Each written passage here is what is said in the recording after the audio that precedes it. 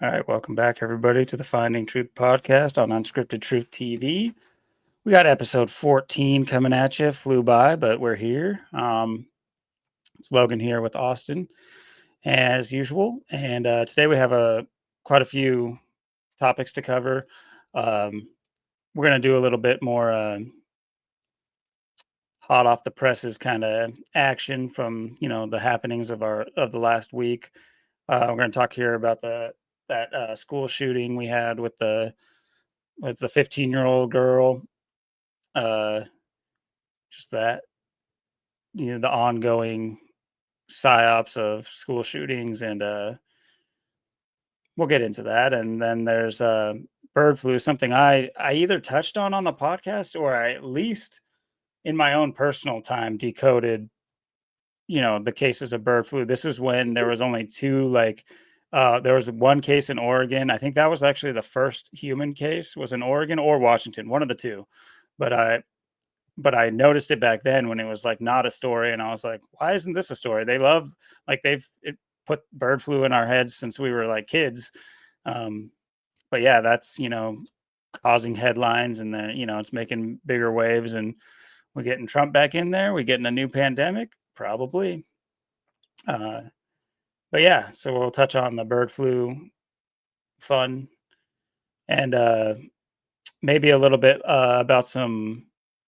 You said like the home explosions, right? The Yeah, spontaneous combustion of the houses, which that's a phenomena, if you will, that yeah, that happens, and we'll touch on that. And then Austin's been looking into some of the secret societies of our great nation, and we're going to shed some light on those, about what we know about them, and just what we can uncover. And yeah, before the end of it, I think we'll have covered quite a lot, and should be fun. But yeah, without further ado, I'll send it down to you. How you doing, man? doing pretty good. Yeah, it's been an interesting week.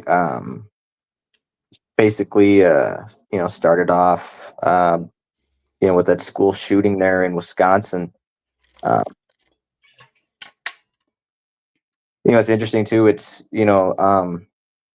episode 14 too, and it was in Madison, Wisconsin. The one of the people that died was 14 years old. And her name was Ruby. Kind of Mm, think like Zach's kid, like Ruby, yeah. and then 14, like for our 14th episode. So I kind of see a lot of mockery there. Um, yeah, this is a pretty uh, kind of a hefty one. There's quite a bit of mockery in this. Um, Her name, Vergara, um, and then there was the other person that died, Aaron West, Mm. who was 42, of course. Um, got to be 42, like Austin, like Jesuit. Um, yeah, her name was Ruby Patricia Vergara. Is her full name. Um, and then you have Aaron West. These are two of the people that died, supposedly, if you even believe that. When you look at the pictures, people don't Mm. even look like doesn't look like real pictures of anybody, but um, or maybe they're just taken like 30 years ago. But there was the shooter, Natalie Rupnow. Uh, and that's what's interesting is her middle name Samantha. So you have Samantha, basically Satan, um, right in there, uh, or what they say at least is her middle name.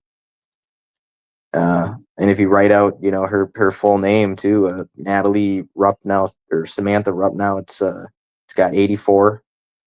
Um, Just trying to see her. Okay, I spelled her.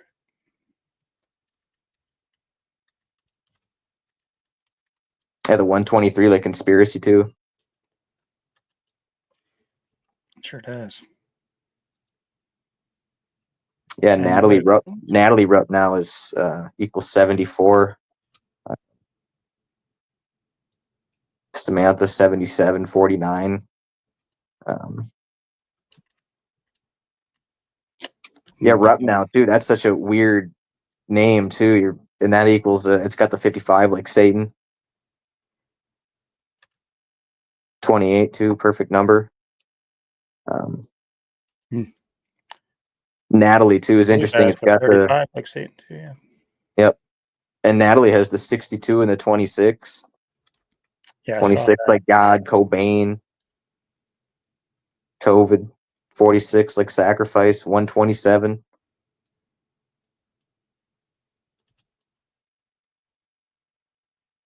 It's interesting too, because or Aaron West.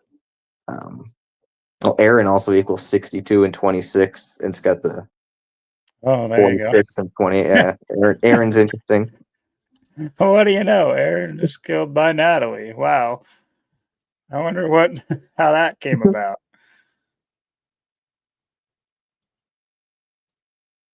Yeah, it's just crazy. Ruby, Ruby's interesting. It's got the 58 like Aaron Freemasonry. West has the deception 113 numbers. Yeah, Ruby. Also these names, you know. Ruby, RUBI. You know, in these stories, especially school shooting stories, the names. Look at these names. The names are exactly. always so insane.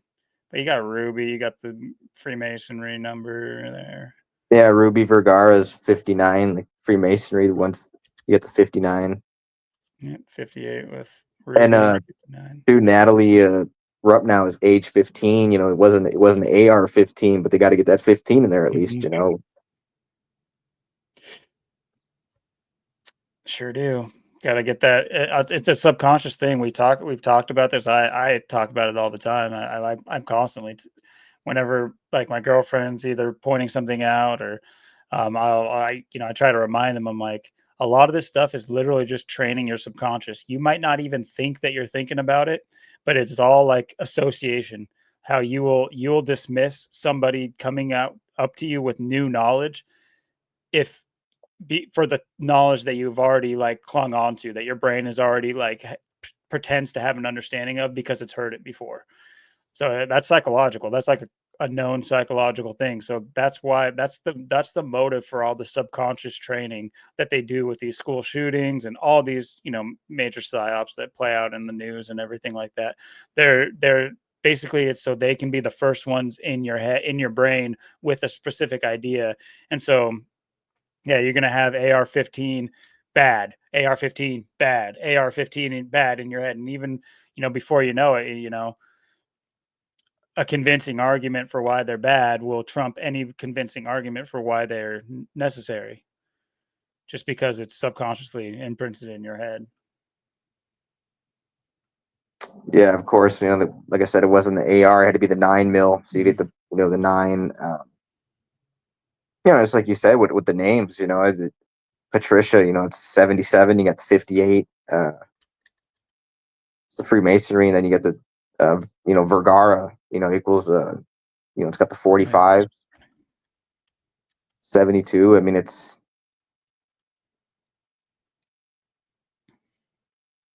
and Vergara's got the 72, the 36, the 117, and the 45. So if you add every single one, you get the 9. It's Oh 9 yeah, you do. total. Yeah.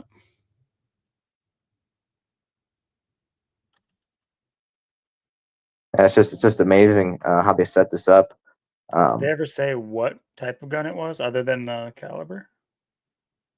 They like to tell you the type of gun usually.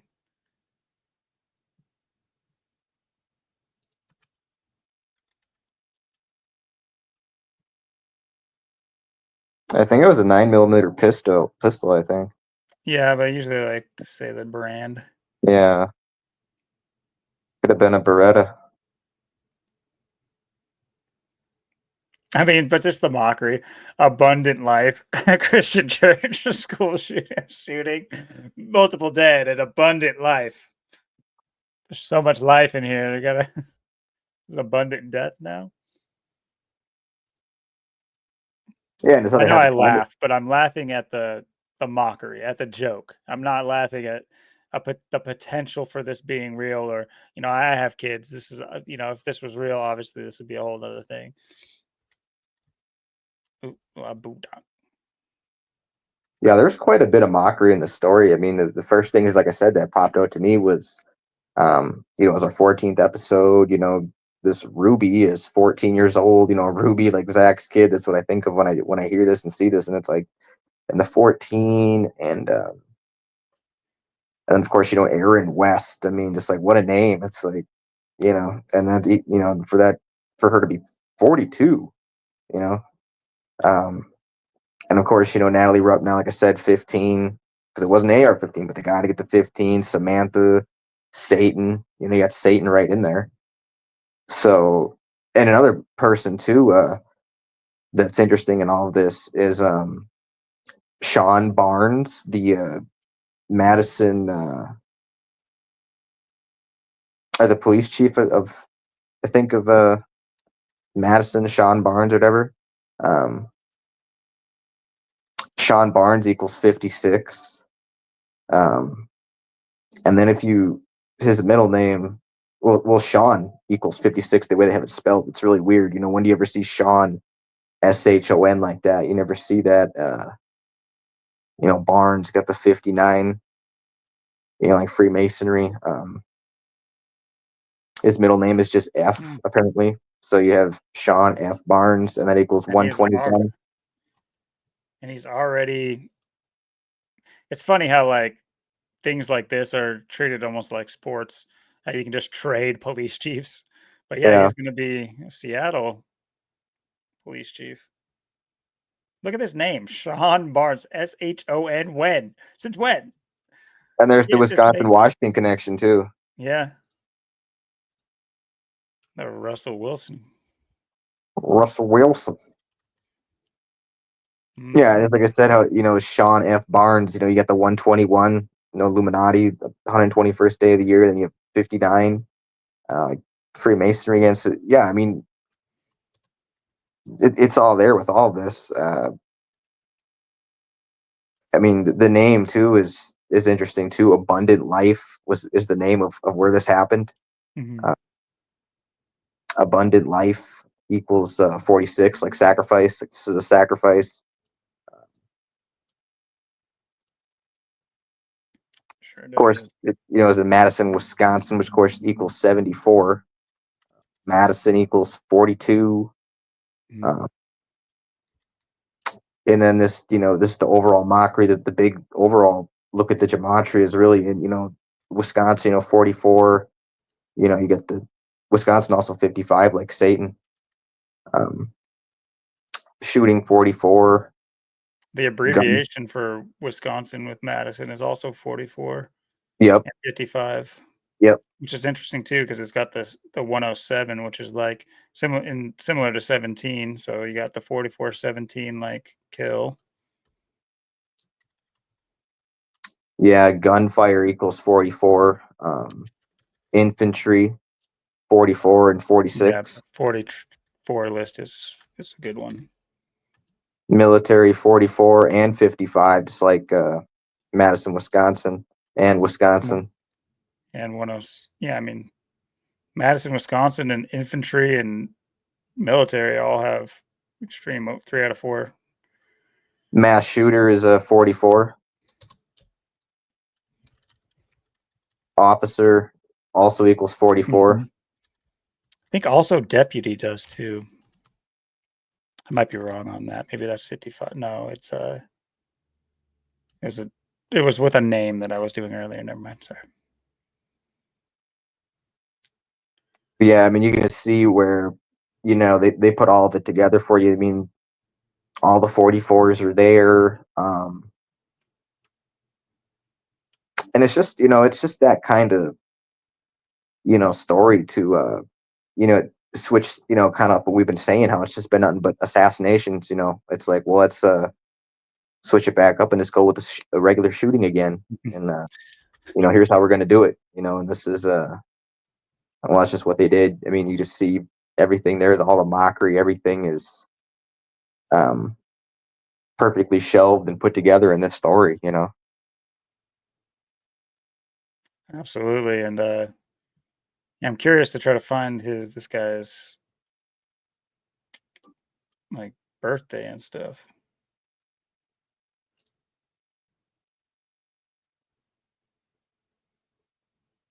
At least an age or something. Yeah, it's hard to get much info on him.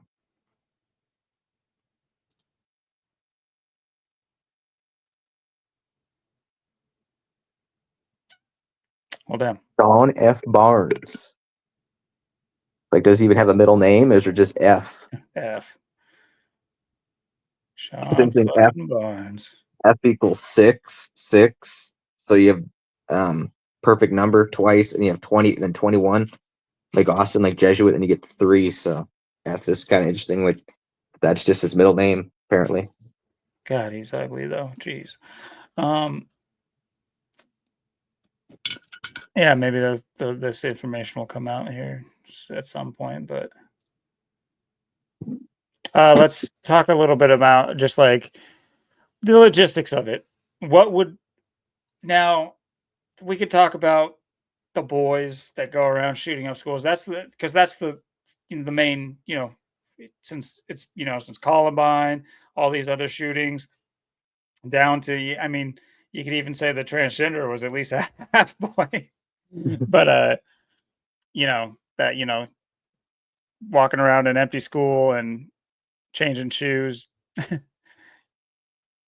psyop was ridiculous. But anyway, all these school shootings mostly males, and that's kind of been the trope too. It's just like you're an incel, you're like a go shoot up a school white boy.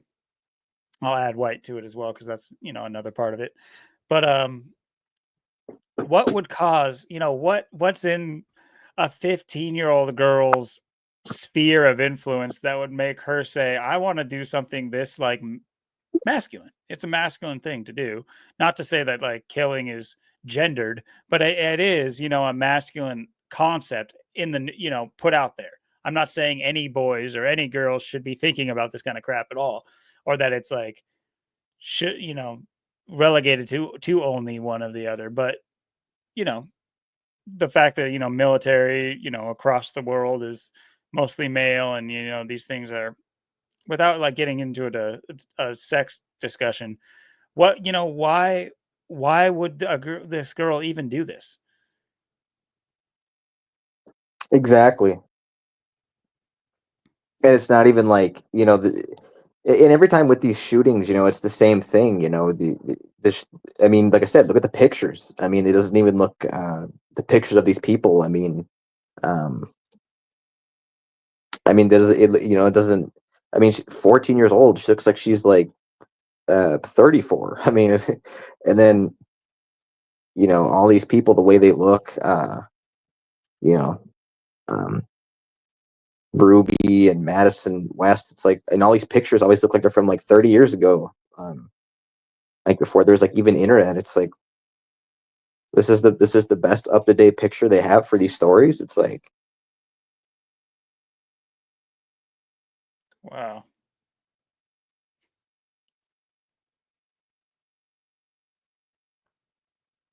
I mean, the one that was circulating everywhere, I'd figure I'd be able to see it. Just, I guess I'll type in her name. Jesus.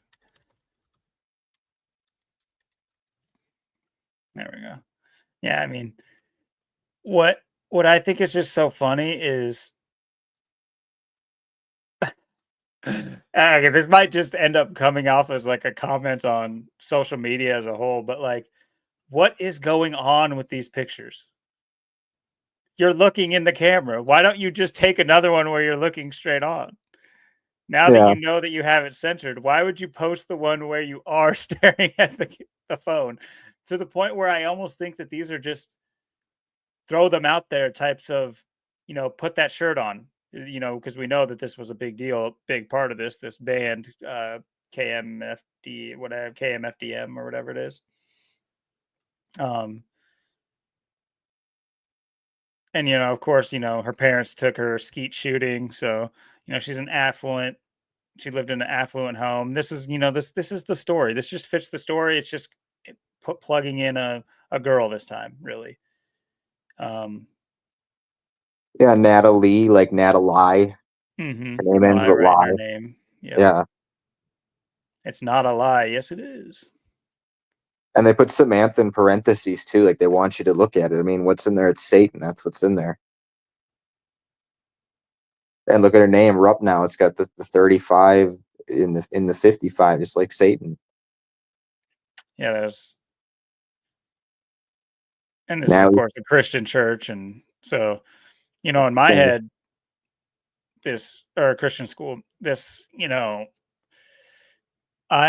way I take it is the Christian faith is basically, and this might piss off a lot of people because I do think that there is an idea of Christianity that is acceptable in my head with, fictional or non-fictional people that, lived back in the day type of thing. Never mind all that so much. It's just that I think for basically our whole lives, speaking of my generation for the most part, it has been subverted and it has been taken over. Whatever it was meant to be or was before, whether it was right or wrong, I don't care. I see the ritualism in it. I see the subversion of with Lucifer as Christ. That's what I see. That's what I see when I look at Christianity nowadays. So, and it also makes sense. It's like if this is his world, why would he just allow some religion to espouse teachings of some other dude that is going basically straight against what he stands for? So, and the reason why it's not just like you go to church and there's, you know, a guy dressed as the devil comes out and says, "Yeah, let's pray to the devil." Is because like, duh, it's because you're tricking people. You're not. It's not that.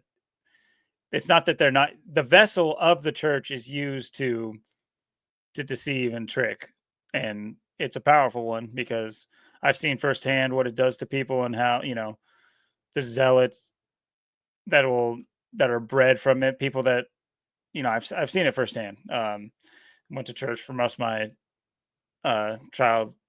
childhood, and I won't say everything bad about it, but as far as the organized part, um, yeah, I've witnessed some strange things. The military conscription for the kids. I've seen it. I've been a part of it, and for whatever reason, I was semi immune to it. I enjoyed the fun parts of church, but I really, whether or not it was just because it was cringe or I wanted to seem cool at the time because I was just a little kid and everything, I didn't buy it, but I saw my friends buy it. I saw my friends like who had no reason to be taken over by, scripture or anything. I've seen it happen to them to where, they get anyway, maybe going a little too far on this topic, but I think that's a storyline that they can use here as well. Is like this is happening at a Christian church. What's happening? Our Christian churches or Christian schools. How does this happen at a Christian school? This is just another way to like. Um, it's like two birds with one stone. You got the first of all, there's firearms. Are we just walking around with rose-colored glasses on at these schools because we have the Lord's protection, so we don't do anything logistically to protect these kids, blah blah blah. Just more safety precautions, more lockdown behavior, more martial law behavior until we're finally there. Stories like this just keep pushing us there. yeah, I mean, this story is just it's a mockery in every level. Of course, guy, like I said, Wisconsin, where we get so many of these mass shootings. This is why, with the 44s and yeah, I mean, it's um, like you said, the fact, there was a woman that did this, and it was supposedly all girls that supposedly died. So, Mhm. yeah, they didn't really release. I mean, when I was looking at the info too, like all the other names, I think I saw like a Mackenzie, and it was like spelled with like a Y. It's just like the way all the spellings for the names were just ridiculous. Like you never see these. never hear these names, you never see these names. Like this is, or it's just like just such a um, basic name, Aaron West. It's just like what a name, I mean, who else could it have been, Um, but yeah, like you said, the fact that this was at a Christian school, um, getting Christianity to it, getting religion into it, and like I said, to switch off of the momentum of these assassinations. Maybe they just felt like, oh well, we gotta make this stuff seem more real to make people take it more seriously again. So now we're gonna say it wasn't shooting, and here's how we're gonna do it. It's kind of interesting too. You talk about the Wisconsin Washington connections, like the Packers just beat the Seahawks, and this happened the next day. So like hours later, so you get that Wisconsin Washington connection again. I did not even know that.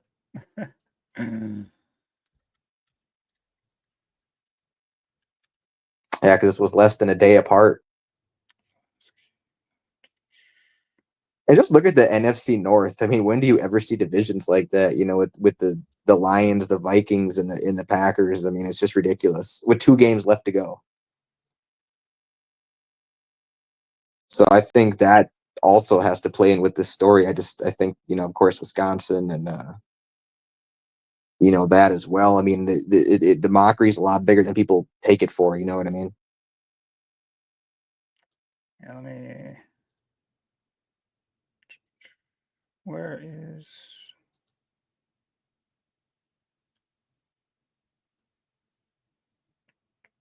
Yeah, got creamed.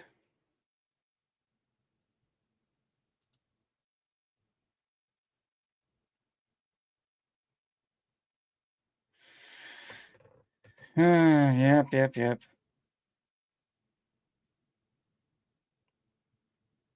Absolutely. Yeah, I mean that just I mean, I wasn't even thinking about that. I mentioned Russell Wilson, because I'm aware of he went to college in Wisconsin and then, obviously was drafted by Seattle. But there's more than that connection with Wisconsin and Seattle. But then to see that, the day this happens, the police chief is transferring to Seattle Right, from right, Wisconsin. Uh, that they're playing in the NFL. This is how they do it. This is the complete exactly. tool. This is how they get so much energy put onto these stories. And regardless of what happened, I mean, look at this. Apparently, they have someone on their team named Romeo. With Jordan Love is the is the Love Romeo connection. It's like, shut up. But yeah, these people are playwrights. They write plays. This makes perfect sense. Um, get Yeah, and some just look at that Shakespeare. whole NFC North division right now. When have you ever seen a division like that? Like, there's a lot of reasons they do the things they do, and like we're saying with, him literally going to Seattle and him being part of the story, and the Packers just beat the Seahawks. And the story literally happens less than a day later, because that was a night game, and this happened, so like half a day later, not even. So that's how they do it. And this is looking a lot more NFC West. This is the NFC West I remember, and then that I'll Yeah, tell my kids about. Where if we're getting into the playoffs, we're barely over 500 or not even at all. we were just talking about this too. Mhm.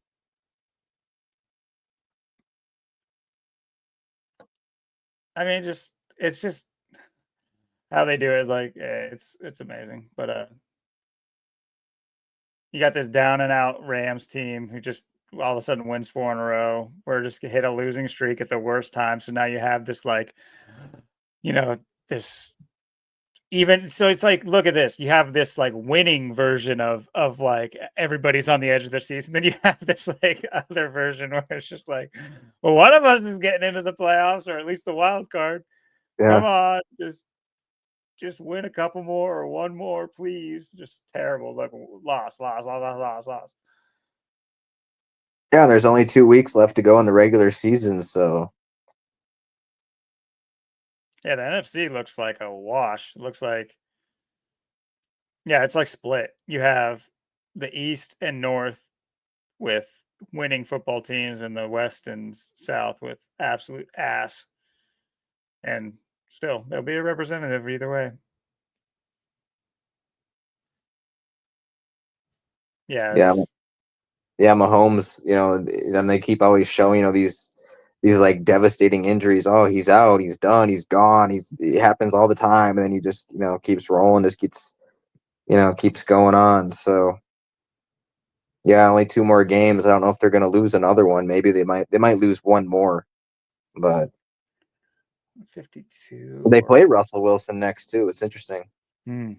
And I don't know who they play for the finale, but maybe they'll sit Mahomes for that game or something because they basically already got home field locked up. So It's like I don't even understand how people play along with this.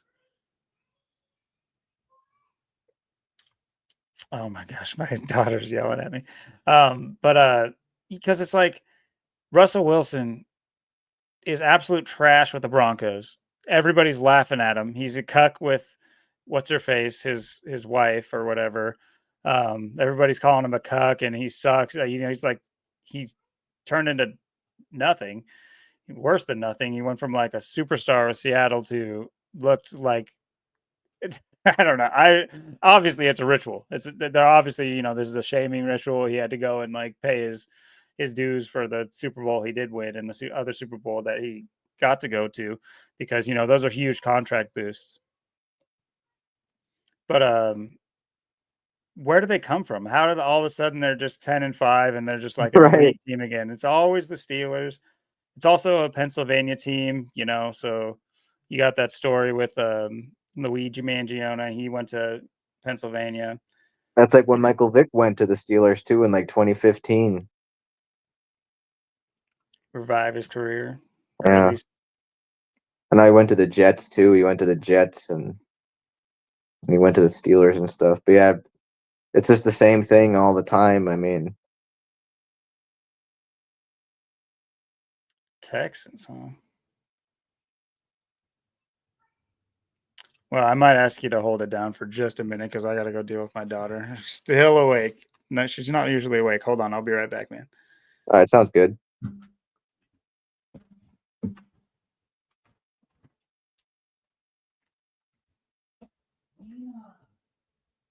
What are you doing? It's bad. It's bad. No.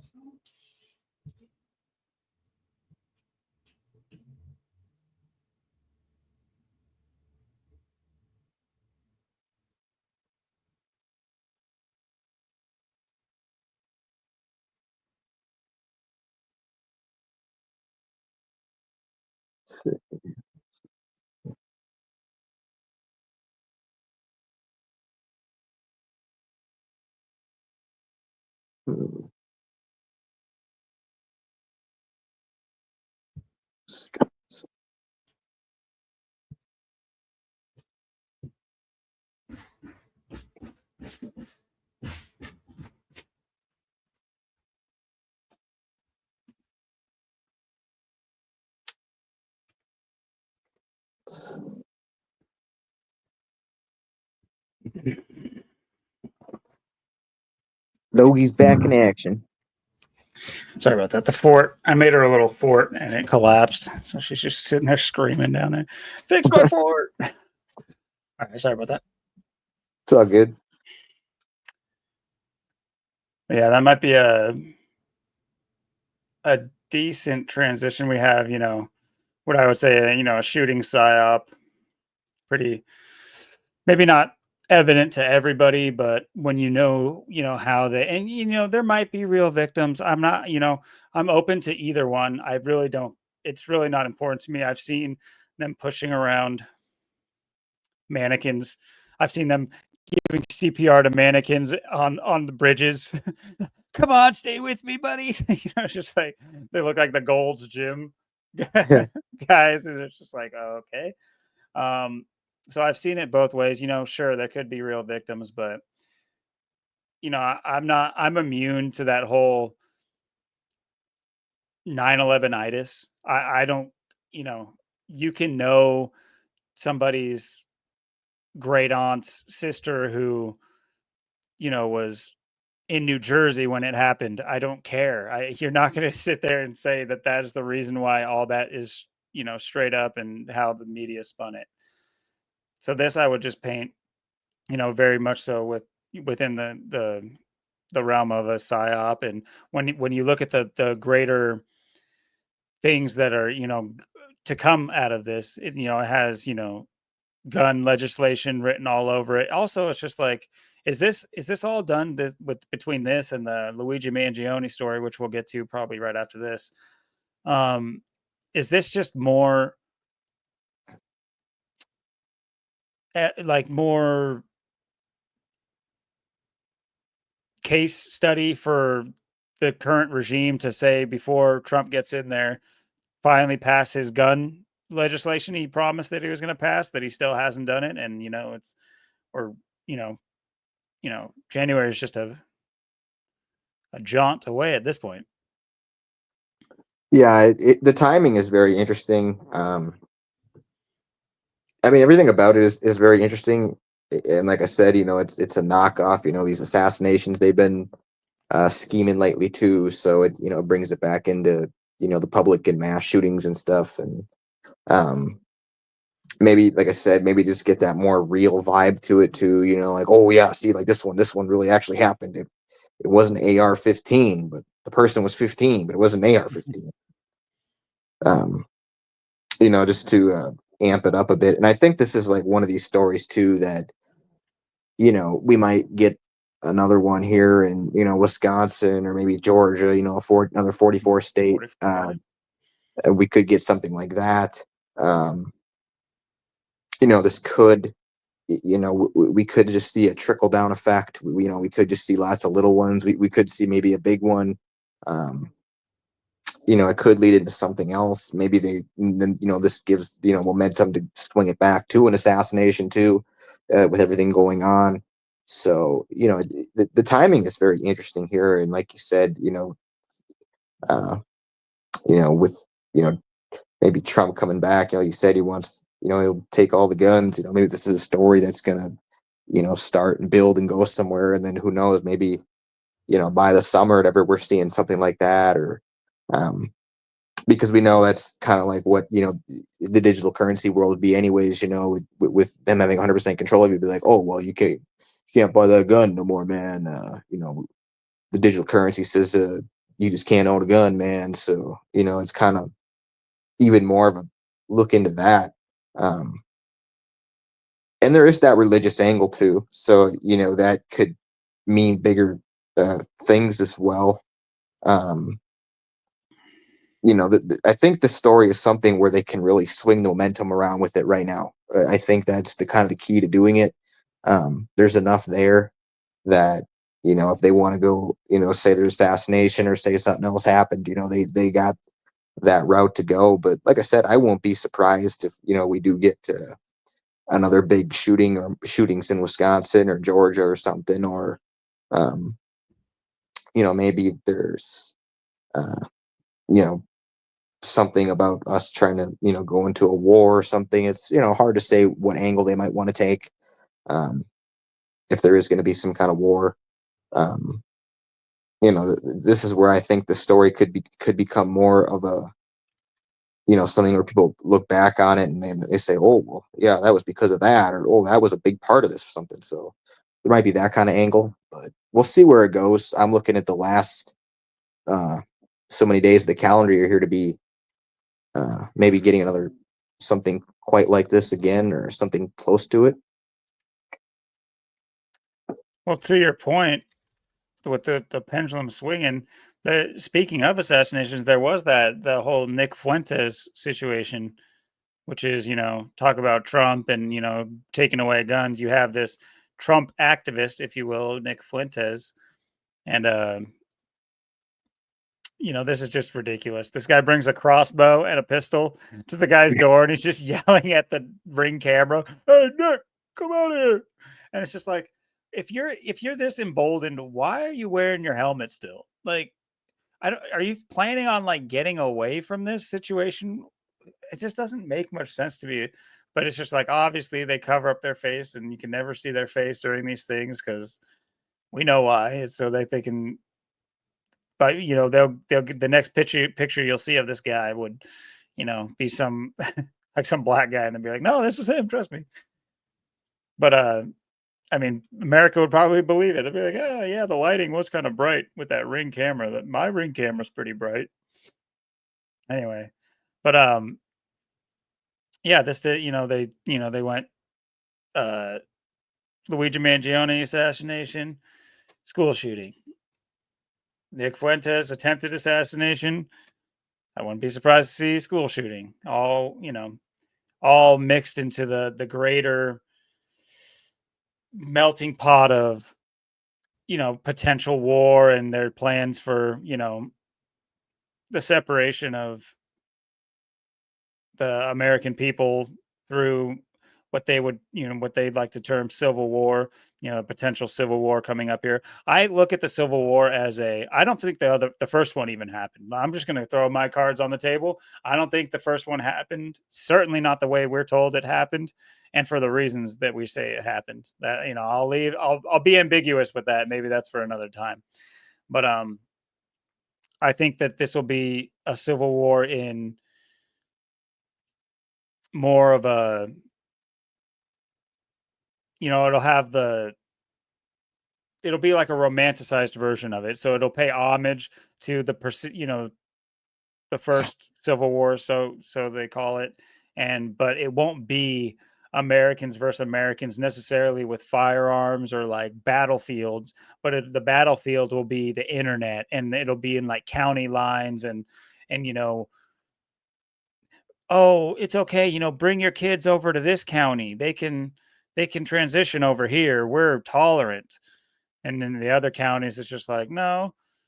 So I think they'll, and that's just one example, there's lots of polarizing topics going on that they keep wedging into uh, the masses of people in America just to keep them more and more divided, more and more separated.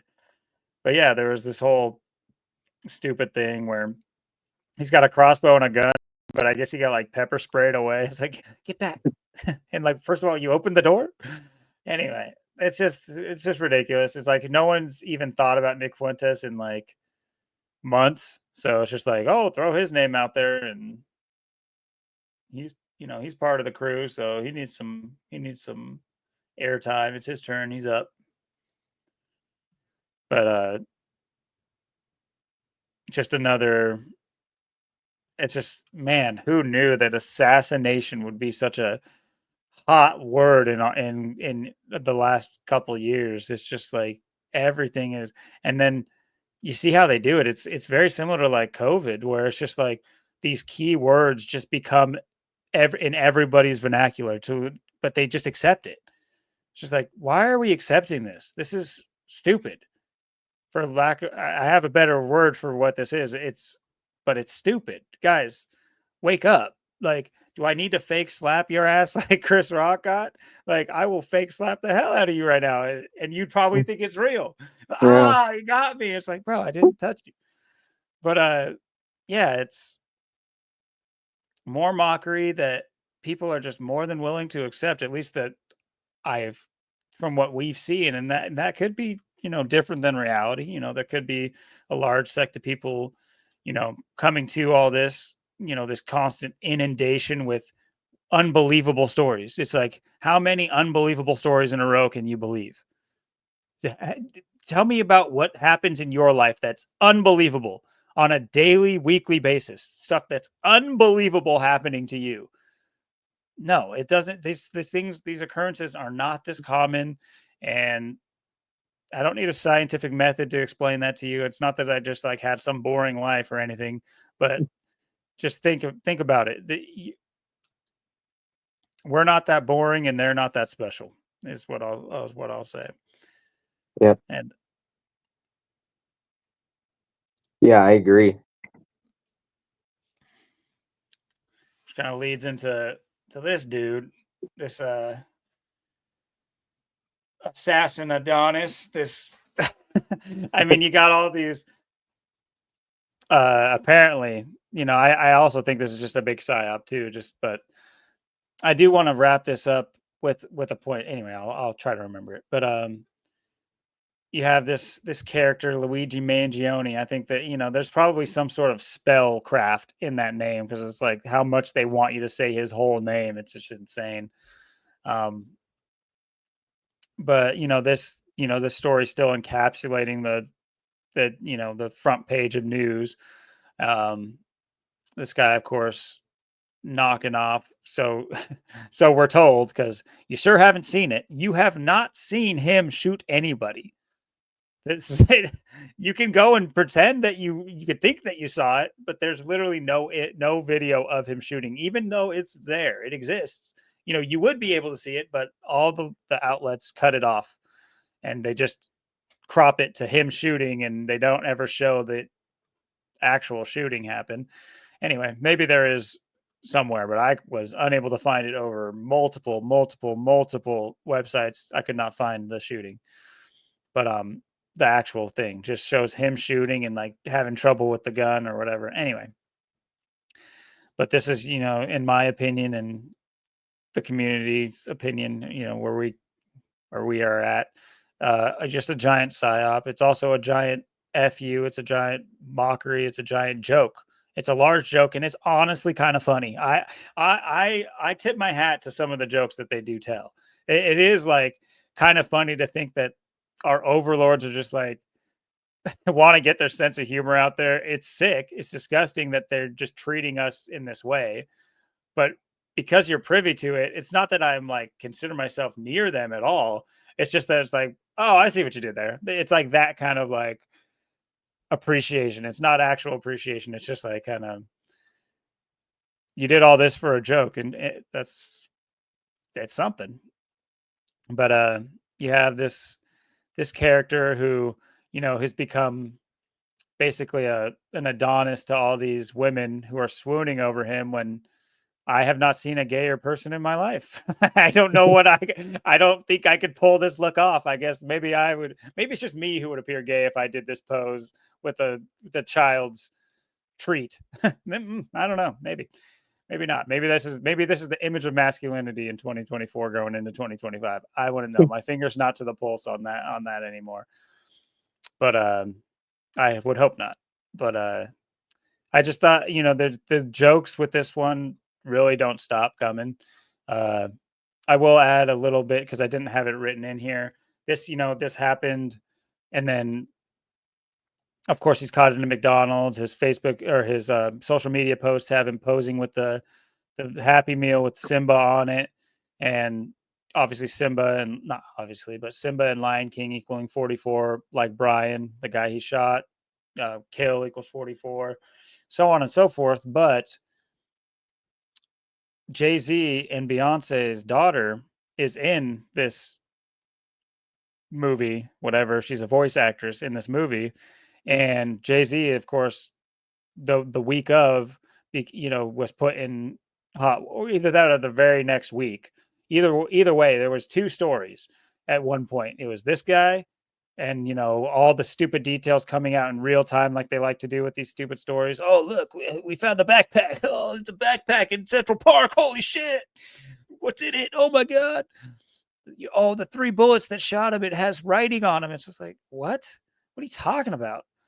Anyway, so uh Jay-Z, of course, being accused of uh raping a 13-year-old girl uh in connection with Diddy and all that freak off crap.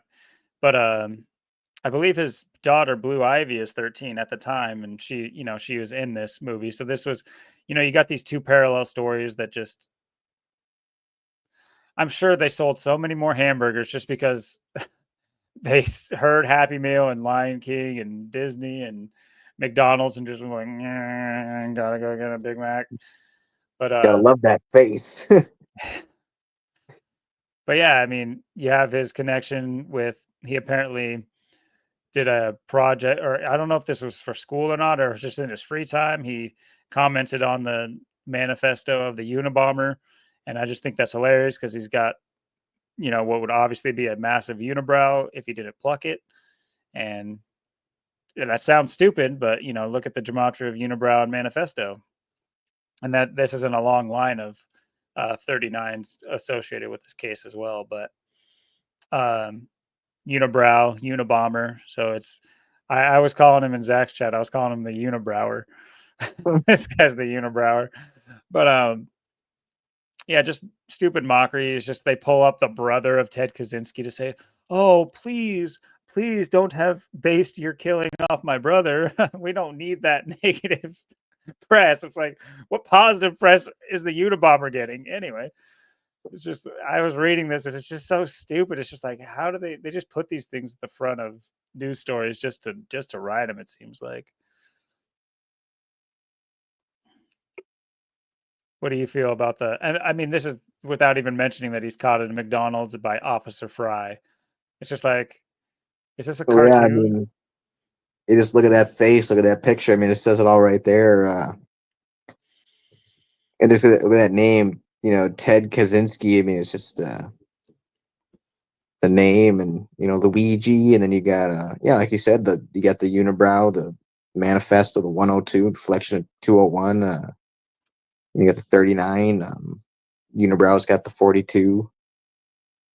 But yeah, I mean, that's pretty much. It's just another big mockery, another big slap in the face. Overall.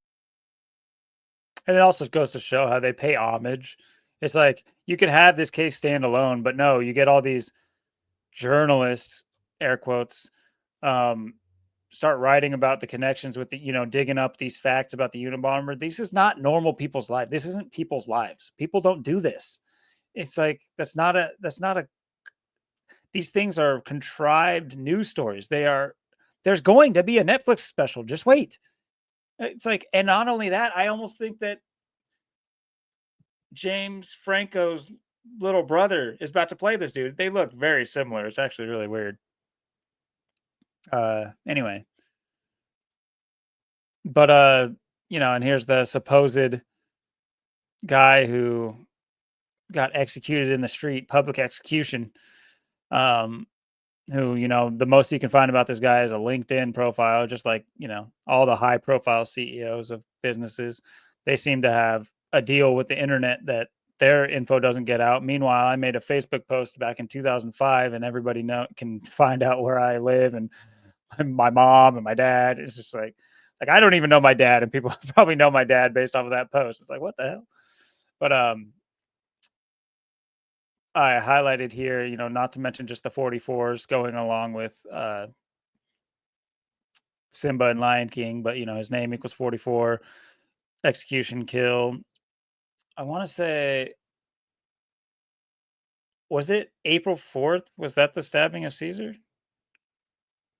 For some reason, I want to say 44 has something to do with Caesar because I remember. Anyway, I'll just shelf that for now. But his name and his full name equals 65. Luigi Mangione's birthday is May 6th, which can be written 6/5, and he's 26 years old, like Brian equals 26. So it kind of, plays itself. And of course, you got the 187. I didn't write this in there, but Society of Jesus does equal 187, the Jesuit order. So see Yeah, you there. that guy doesn't look 26 at all. I mean, You're talking about the oh, that's Luigi's what. 26. Oh, that's what I was saying. Yeah, this guy doesn't look 26 at all. I mean, No. That's yeah, Luigi's this date. guy. This guy was born in like I can't remember. Yeah, I know his birthday was July 10th, but I can't remember how old he was. Guess I could look that up real quick. May 6th is the week after my birthday too. It's interesting.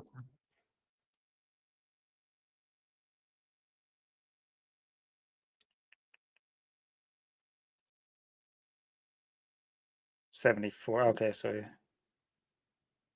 He's was born on the he was 50. 126th day too. 26, born on the 126th day of the year. It's 98 wasn't a leap year.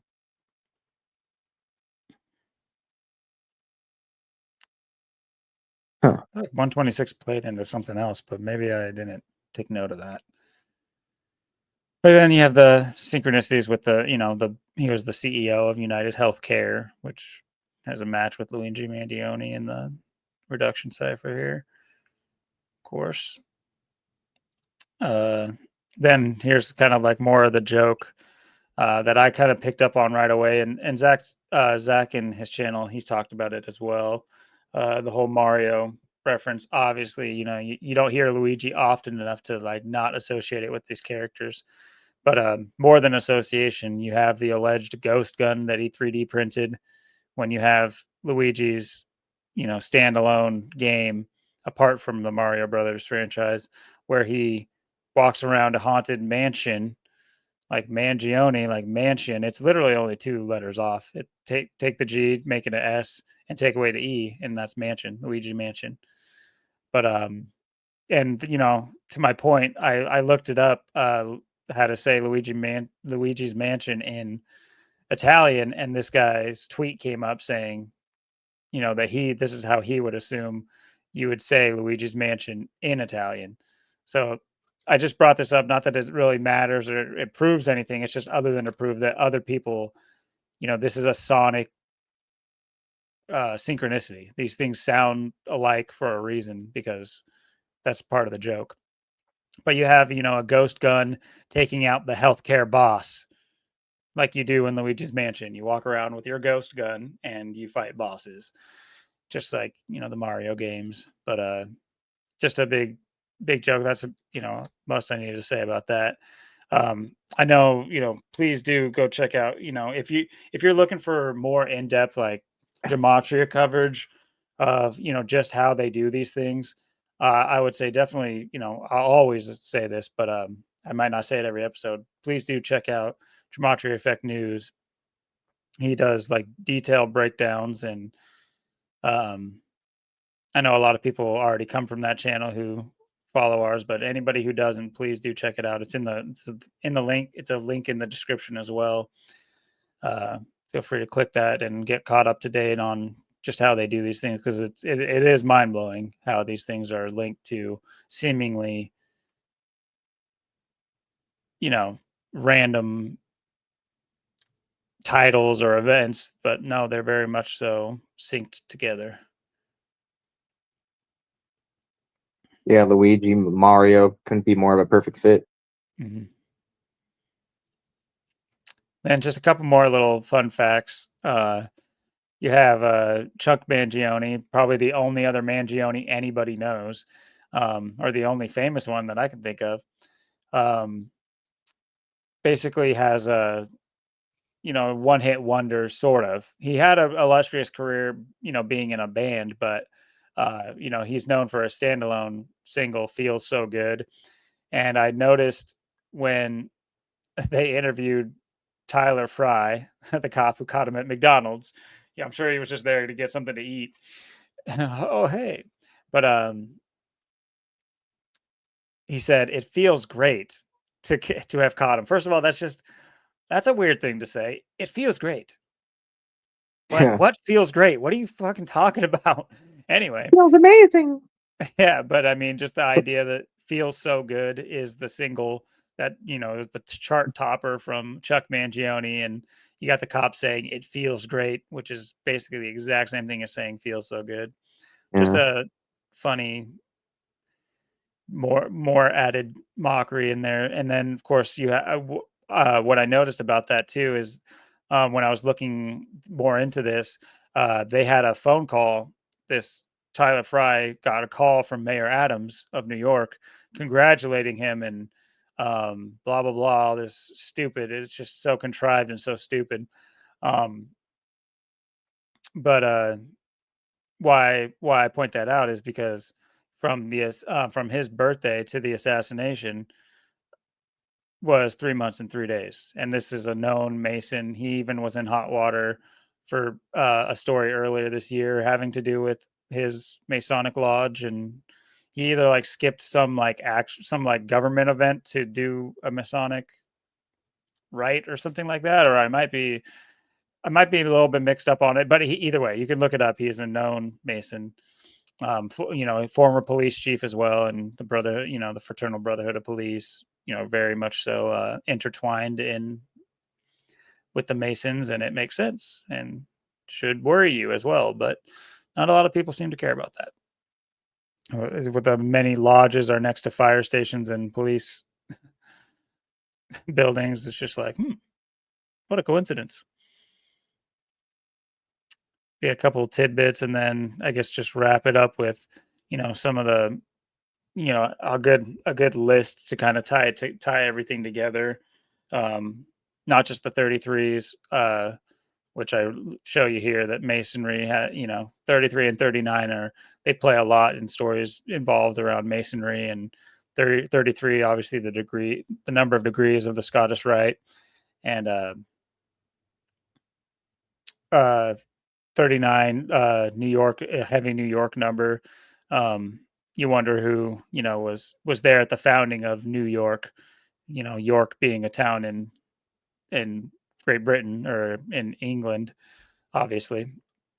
But bunch of Freemason or a bunch of Masons coming together to found this great city of New York. And you got the ghost gun with the 3 out of 4 match cipher, and ghost gun also having a 3 match cipher with 3 cipher match with masonry. So you see, where this story is coming from. And one thing I didn't do that I might be able to do in real time, real quick, I wanted to do this and then I totally forgot about it. But there's a lot of Masonic lodges or temples and Masonic buildings in New York. I guess I could shelf that for now.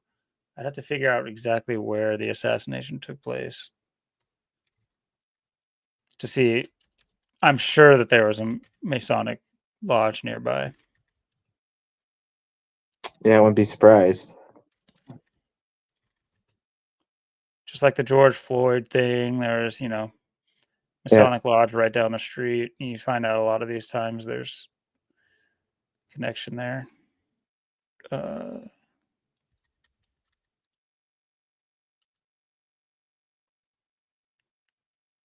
I guess location might be a better.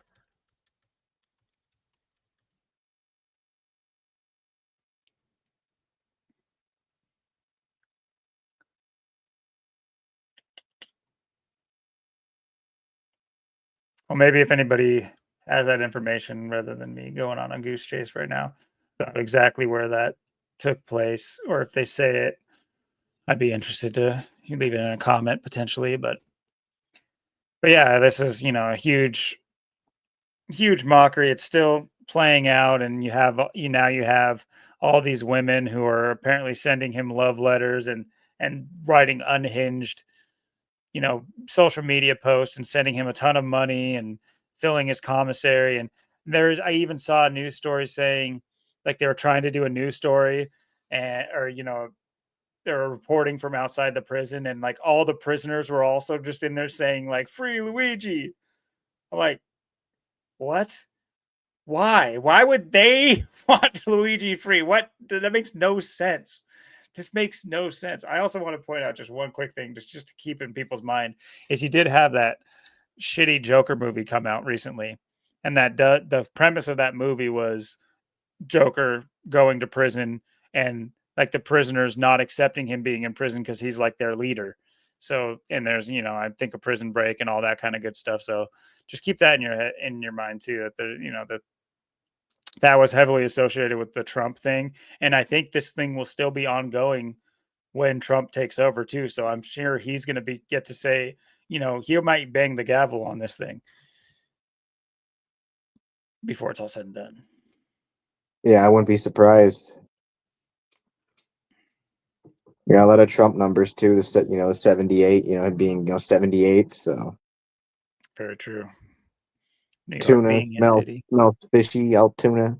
Mhm.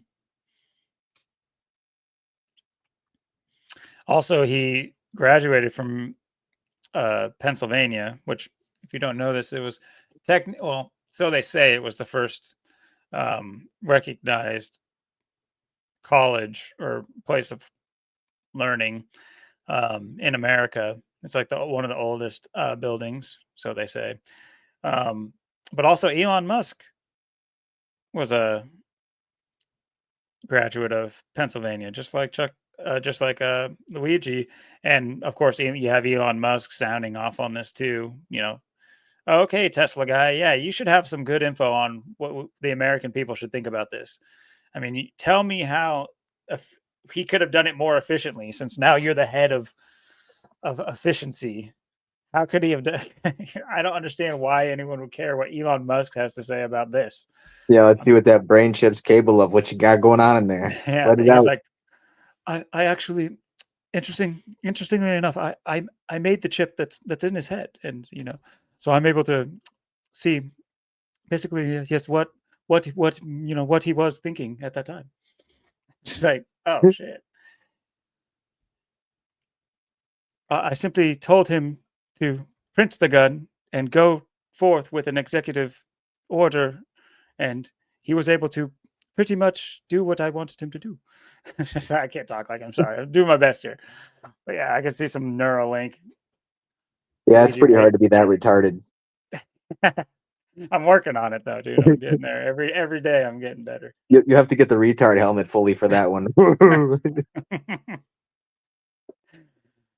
So This is what yeah. my Tesla power, bro. Hey, hop in my Cybertruck.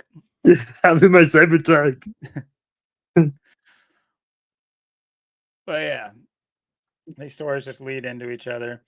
I know another one for the news. I mean, these we talked about more, I guess, physical psyops that have potential physical repercussions. Not to say that another pandemic doesn't, but it's, I would say those are more in the, I guess they're both mental as well, but I would say this next one is kind of plays more into the mental psyop, the fear, yeah, I would say it's more fear programming. Not to say that the gun stuff isn't. It's just, that has a real world effect to where it's like you might have people with guns coming to take your guns, which is just like wrap your head around that. Oh, okay. You're a clandestine angelic human being who deserves to have guns. I am not. Here you go. How are we deciding who, like, what humans are gun capable? Anyway, uh I don't know if anyone missed this story. I kind of talked about it in the lead in, but bird flu now it's making a a bigger mark in the mainstream news. And like I was saying earlier, I noticed this when it first popped off, just a tiny little story. I think it was even just like Oregon specific, a little story about, I don't think it was national news at all. It wasn't national news at all. It was just saying the first, contraction of bird flu in a human happened in Oregon, and that, it's contained and it's probably not going to spread, okay, 28 days, which I do want to say too, they're remaking the 28 days later movie. There's a new sequel coming out soon. So keep in mind that, we're getting another pandemic, and they like to throw their zombie movies out, which of course always start with some ridiculous pandemic, whether it's a bubonic thing or it's or bird flu or whatever. But yeah, I know you wanted to talk about this. This is hitting mainstream appeal as of late. Yeah, this is a pretty interesting story too. Something else that kind of popped up this week. Um, with this kind of the timing again, is interesting as well. With everything going on, so you have to wonder where this story is going to. Um, it's kind of interesting because they call it the bird flu or H5N1. Mhm. Um, bird flu in gematria, it's got the 45, and then the H5N1 equals it's interesting. H5N1 equals 19, 11. It's got the 38 and the 28. So yeah, four pretty big numbers there. Bird flu's got big numbers too, the 72 to 36, the 117 to 45. It's interesting too if you write out bird flu H5N1, it equals got the 100, the 55, the 155, and the 56. So that's interesting. Hmm. And what I also think is really What's that? interesting too is 56. Uh-oh. yeah, Pandemic number. yeah. This story is very interesting. It's in California. California equals 88. Yeah, did you notice that avian equals 88, which is the other word? Back in the day, they used to like calling it side by side bird flu and avian flu, but it's got the Trump numbers for sure. Like, isn't Trump 4788 like avian? So you got Trump coming in. Maybe he's coming into another pandemic. So just throw Yeah, in that out. California with the 52, the reflection of 25. It's also got the 65. Um, Again, the word outbreak has 123 and 51, like conspiracy. It's got Mhm. two of them in there. Outbreaks equals 59, like Freemasonry. It's got the 112 too, like Adam Lanza, only 112 pound Adam Lanza. But what's interesting too is because they say this is cattle too, or from cows. And cattle equals 61, reflection 16 and 38. So you got the 38 in there, the 101. Cows equals it's got the 48 like Illuminati, 21 like Jesuit, 60. The 60th selection, you got the 15. So reflection of 51, kind of interesting. And it's interesting too. They declared a state of emergency in California for it. Uh, Emergency. It's got the 95, so it's a big time number there. Like Jesuits at 95 days left to go in the year. Internet came out in 95. I was born in 95. Windows 95. Yep, Windows 95, AOL Online 95. Bill Gates becomes the world's richest person 95. Comes, Courtney Love and Dave Grohl, and all this came together in 95. But yeah, emergencies too. It equals 58 and 59, like Freemasonry. So emergencies got interesting gematria as well. And what I think too is real interesting too is of course this is like COVID too, because it's California. You got Gavin Newsom, Mhm. Mr. Gavin 56. Yep, Gavin Christopher Newsom equals 119. So you got the reflection of 9/11. Gavin Newsom with the 52, the 56. It's kind of like California. You got the 52 to 65. So the reflection. So he's got kind of California numbers in his own name. But Makes sense. Newsom equals 26, like COVID, like Cobain, COVID, Newsom. So it's such a the 26 is just such a big number right there in that second cipher. So many things got the 26 right there. But Gavin equals 26 as well, and the same cipher. Hmm. So and 28 as well in the Wow, it's same his cipher. 4-cipher match to COVID. Did we ever know that? I don't know if we've ever brought I that don't up. think I've ever seen that. So more just keeps pouring on. But yeah, I mean, Yeah. Yeah, I mean, geez. come on, COVID, Cobain, Gavin, Newsom, all 26 in the same cipher. God 26 letters in the alphabet. And his middle name, Christopher, too. Christopher equals 59, like Freemasonry as well. Makes sense. It's like Sean O'Hare, Sean Christopher Hare. Everyone's got that Christopher in their name. That Christ. Christ-like I figures. think it means of Christ. I want Christopher.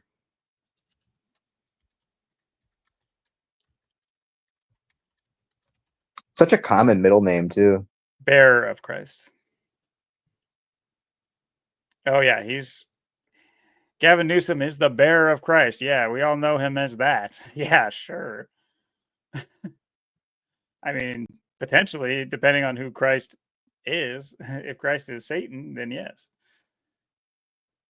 Yeah, he's got the Church of Satan down there in San Francisco too. So Yeah, this is a pretty interesting story. I mean, this is something we'll have to see where this goes to, where, how this is where they take this. Because I always say too, will they really, do some kind of real pandemic? Will they really have some kind of you know, what Oh, do it you was feel? in my county. Jesus. Okay, I didn't even know that. My bad. Sorry. Yeah, go ahead. Finish your thought. Sorry. Yeah, you just never know where like something where this is like where this could lead to, where this is going to go. I think this could be a story that like if like I always said, if they are going to bring like the bubonic plague and start wiping people out, or they could fake another pandemic or something, or maybe they go a different route. The timing of this, we'll see where it goes. Because I always feel like if they're going to do something, like I said, I always feel like they're going to do it in the winter time too, and that's generally when people get sick. So could we see something kind of like like that March April time period with this? Um, where are we going to be by then? That's kind of what I've been looking at lately, and that's where this is another one of these stories where this and who knows if there could be something else that merges with this. Um, that they can just kind of maybe bring back COVID or do something else, or maybe they'll spread a real flu around or something, or try and make this one harder to tell or something. Who knows? But um, yeah, this has been something you've heard about though before, of course. Bird flu, and they always just keep uh, bringing it back because we just live in the COVID world now, and like we went over, like we showed, this is why it's just, everything is just perfectly by the numbers, and this is just one of these stories too. That to me, the timing of the story is really what gets me the most, I think, at this juncture. Yeah, you make a great point with the us being on in the thralls of the winter solstice here, and there's nowhere to go. There's you got some Right. cities, some towns that get lots of snow, inclement weather, and you're going to be stuck in your house, nowhere to go, nothing, nothing. There's going to be little chance of dissent. There's not going to be marches on capitals, or government buildings based on these things. So they get to just wreak havoc with these stories that eventually enact. I mean, you got a state of emergency. How much is that? How much tax dollars is coming out of everybody's pockets for this? And they, I'm trying to see when this was actually declared. Was it 2 days ago? No, this one's just 3 days ago. Yeah, it was this week sometime. It was after the shooting. But just like every good zombie movie, you got the CDC.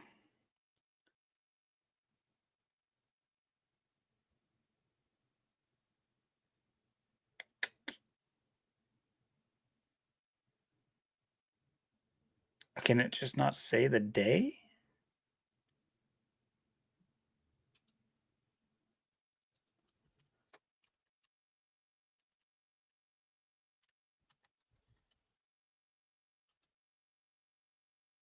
Wednesday. Jeez, man. I'm curious here. It's interesting too. The first 3 days of 2025 are going to be Wednesday, Thursday, and Friday. So that's WTF? What the fuck? Yeah. What the fuck starts the year? There's probably going to be some what the fuck going on. Oh yeah.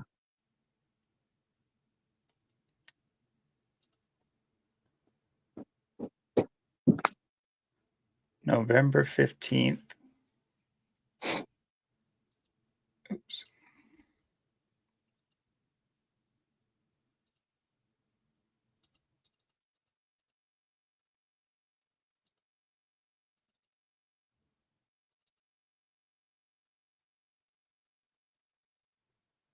Oh, 33 days later after the first case in Oregon.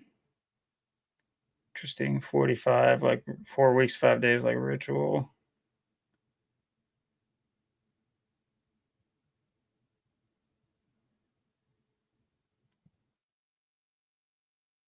Yeah, 33 days later, you have state of emergency in California. Yeah, go figure. By the numbers.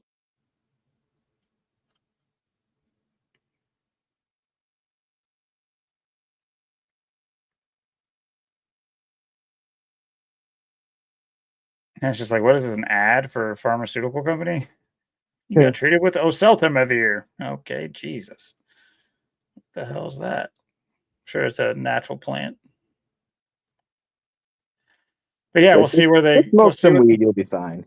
yeah, we'll see where they go with this. That was that was great. The Gavin COVID, further and Gavin Newsom's not going anywhere. They Yeah. love Gavin Newsom. They love putting him out there, and I'm sure he loves it too.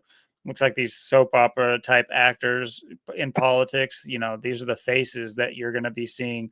He's going to represent that side of the aisle for years to come, years and years to come. So get used to Gavin Newsom. I don't whether you like him or not, it does not matter. He will be there unless he's assassinated. Maybe not. Maybe go live in a deep underground military base and pretend to die on the street or something. But yeah, definitely interesting. I hadn't even heard of this when you brought it up earlier. I was just like, oh, go figure. I knew that wasn't just a throwaway. This is what I noticed back in November. Is also, this was the little, this isn't any kind of major story. You see how it's just like AI overview. There's not even like a national story about it. Sid rap. That's not OPB, Oregon Public Broadcasting. Nobody picked this story up. When the first contraction of bird flu happened in Oregon, nobody cared. 33 days later, California shutting down or, state of emergency. And it's also, I think, logistically, it's kind of them trying to say, hey, what will the populace buy? Will they buy Right. bird flu as the reason to do pandemic protocols again? Because let's see.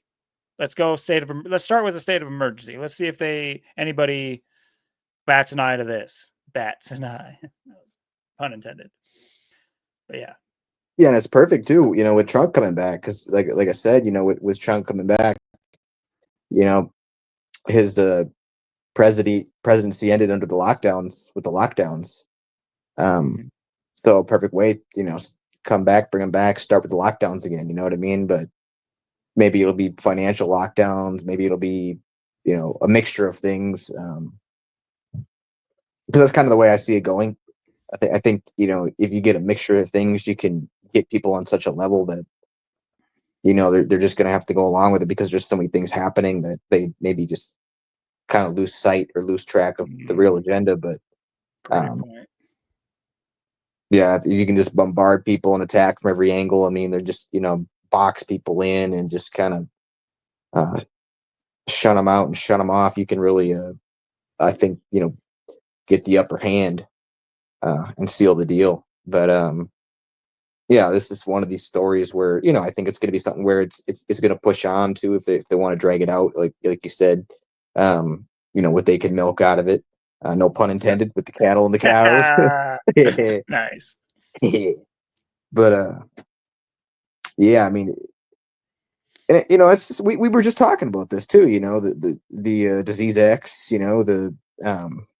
The bubonic plague, if you will, whatever it's going to be. So I mean, I'm not surprised. Like I said, this is everything right now. To me, is we're kind of like, it's like a game of pass the wand, pass the torch. Down right now with all the stories, because you have everything set in place. Right now, you have you have like I said, we talked about the shooting. It's perfect. Now you got this. And who knows what else we're going to get here to end the calendar year of 2024. But to me, things are picking up momentum for January 20th, and by April in the summer. uh I think right now they're trying a lot of ideas, and they're pushing a lot of things out there for the time. And then with the new breed of you know the the Trumpers and everybody that are coming up to, whatever, Trump can get behind and push and get people to do, and, or go for maybe, or there's a lot of elements right now taking place. So we'll have to see, we may get another, like I said, a pretty big news story before the end of the calendar year. But I think, will we, like there was something too with like Joe Biden or something too, like something was where he was going back or something was off too, I heard. So I don't know if they're just messing around or anything. You'll have to see how, his term finishes out here, with Kamala and stuff. It's been pretty quiet. Has anyone even seen them? I haven't heard a single story about them. There was a story a few nights ago. Something was off where they changed course, or something was up because they were supposed to be somewhere or go somewhere, and it didn't happen. Or I don't know. I heard something, but I don't know what that was about. Maybe if they have something planned here for the very end, with less than a month to go.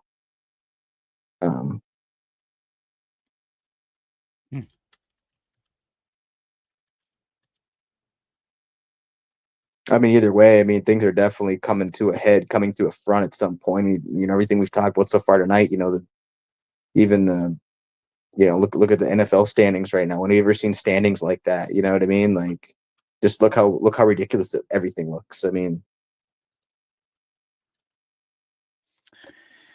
they're keeping people on the edge of their seats in more ways than one, and that's the beauty of kind of seeing through these things, is that you're able to keep more on an even keel, and there will be a day when something truly kicks off. It's not all just going to be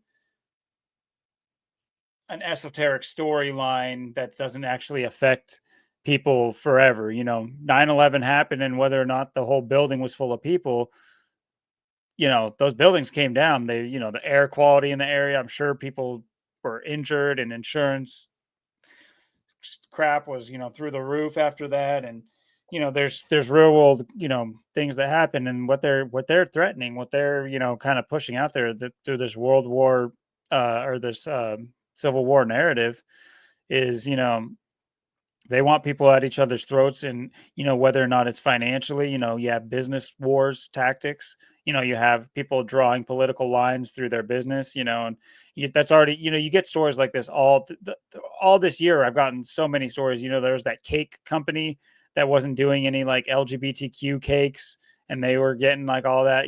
So it's like people are drawing lines there that, that which is could serve as the basis for, what is the next civil war is going to be more of a, ideological war. That's what I was kind of looking for when I was talking about this earlier. But yeah, and then you got, sports is the bread and circus. It is the thing that, for mainly men, it keeps us pacified, and it keeps us, unfocused on things that we're not supposed to care about. And when we're as focused as we are on things that don't matter, we're missing what, that's why things have gotten so bad. It's because men aren't taking care of these issues. We should be marching on capitals. We should be, in force, convincing our brothers. And I hate to make it, like sexed again, but like that's how I feel. I feel like, women should have an easier connection with other women, because, whatever lived experience, whatever the key words they like to talk about. But in the same way that a man shouldn't have that hard of a time to convince another man about something that's like coming from a place of conviction and righteousness. Yet we don't have that. We have these people are in, fear is powerful. And, that last pandemic, it put people, it opened up that fear in their heads. So now they're in like panic mode, and you have this sense of normalcy back. And although it's a very new normal, it's not panic mode. Oh, look, they allowed me to kind of calm down, and I can just jog on my hamster wheel and take a little couple sips from the water, and I can just go back to see what's relatively normal. But, how long until bird flu is the, the next thing, and bird flu, and there's a shooting in your town, and they're confiscating guns at all the churches, and these things are going to start playing out. They're not just doing them for no reason. These things don't happen for no reason. And once you also realize that these things are done ritualistically, they're done. This is what they're doing, things to gauge our reactions. And it's like, not to say think of yourself as anything special. Actually, stop thinking yourself as something special. Be more of the collective, not a hive mind sheep collective, but a collective of people that all understand. It's because, like, hive mind shouldn't be necessarily a negative thing. Look at the efficiency of a beehive. That's not to say that we should all have one queen and just like, do whatever for the queen. Oh, maybe she'll let me rub up against her leg if I bring her enough sugar. That's not, obviously that's not what we should be doing. Although, we talked about a couple weeks ago or last week about that OnlyFans star, which makes it feel like we are living that hive mind, the wrong kind. But yeah, I mean, there's there's all things good and bad. Who's to say that a hive couldn't function, just with all people working together, with more of a sense of the same, like, call to action, the same call to Call of Duty, or if you will. But no, like, trying to, I'm blanking on the words, but basically, not to be a monolith or anything like that, but we can all have our own ideas. Just like, I don't think I have anywhere near like base similar ideas as like the average person in Zach's chat, but we all come together under the same banner. This stuff that we do discuss in Zach's chat it's undeniable.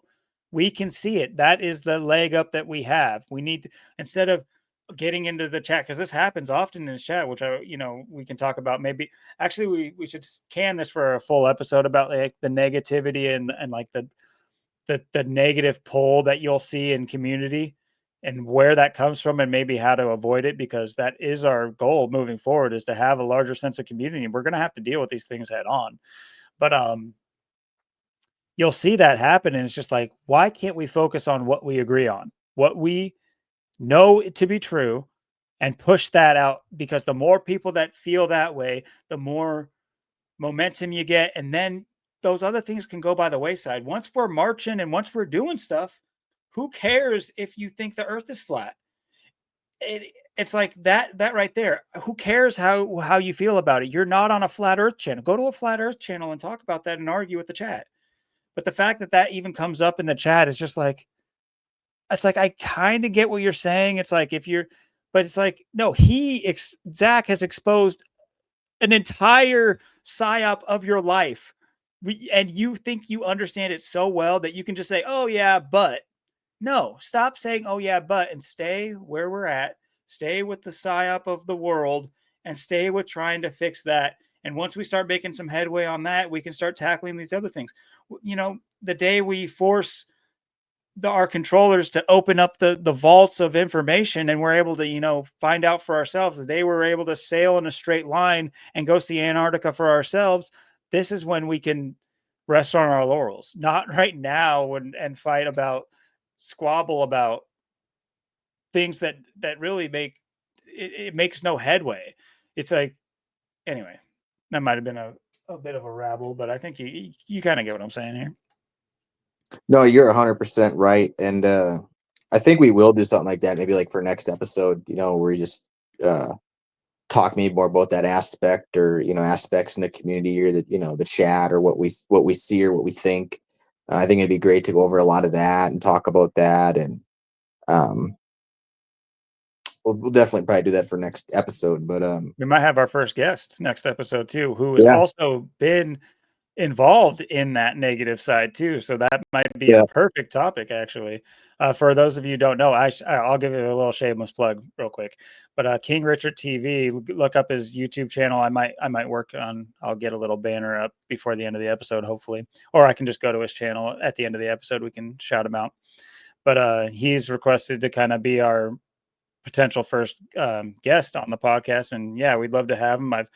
I've reached out in a comment. I don't use any social media, so I told him, email me and stuff like that. So hopefully we can get that set up. But yeah, for those of you in the community, the Gematria Effect news community, I'm sure King Richard, and look to have that could be a great episode talking about more of the real life aspects to it. But he always brings insane gematria too, so I'm sure he'd be cooking on that too. So yeah, so sorry to cut you off. I just wanted to put that out there because that seems like it almost has to be now, because now we're like setting up next episode and it's about this topic and he's been in this topic, and Yeah, it seems like meant to be. I 100% is too. I'm really excited for where things are going. And like we were saying, with things right now, yeah, I think like where we're at, like it's going to be really interesting seeing how things, play out throughout the course of the next few months, especially. Um, and like with these stories too, and how, whatever we're talking about, for each episode and stuff, and how, where things are kind of going, because there is, we live in this crazy world, um, with all these phenomenons. You never know when your house is going to explode or blow up, or someone's house is going to blow up or explode or something. So, you just crazy things happen. And yeah, and I think that's, like I said, basically we're just in this uh, big timing of building momentum and transferring things off into something much bigger in 2025 is how I feel we're at with all of this. Things just going to keep getting more wild, more crazy. We're going to keep getting bigger stories, bigger headlines, and then you get the orange Muppet to emphasize it all for us and lead the way. Martyr. Yeah, and I even think as far as what I'm talking about, because anybody who can come in here and ask, what are you doing? And not nearly as much as I want to do. I could give you 10 excuses off the bat that would probably, enough fair-headed people would consider decent excuses. But at the end of the day, I still think there are excuses. Um, you know, in my blood, I do want to just run off and do something about this. That's not saying violence or anything like that. I'm just saying, like, I want to be open and free to be able to do that, but that's not the course of life that I'm on. So it's, you wrestle with that, but at the end of the day, it's not like I'm some weird person who is just like doesn't like his family because he wants to run off and do this, but it is a mix.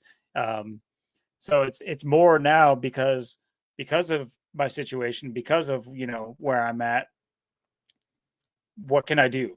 And part of it, I would say, I think I mentioned this in one of our earlier episodes about our what could be considered a chance meeting. The fact that we were the only two people out in Portland when Zach came to town.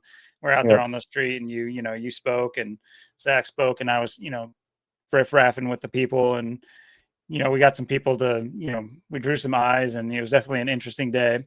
Not the best day. As far as just because Portland's such a dead city, even downtown.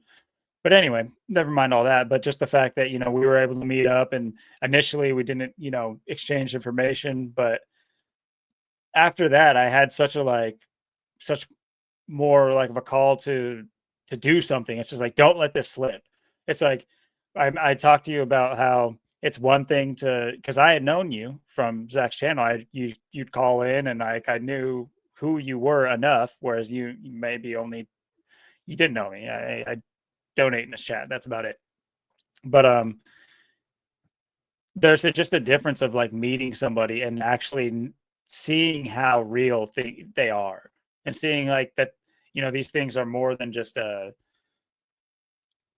like an internet personality trait, and so instantly knowing that me and you had in common when we didn't even personally talk that much, but it's just just knowing it was just this weird intuition. And we didn't know each other at all other than that day, but we got in touch with each other. We got our, I can't remember who hit up who, but got our numbers exchanged, and then just all of a sudden just started calling each other about like, what should we do?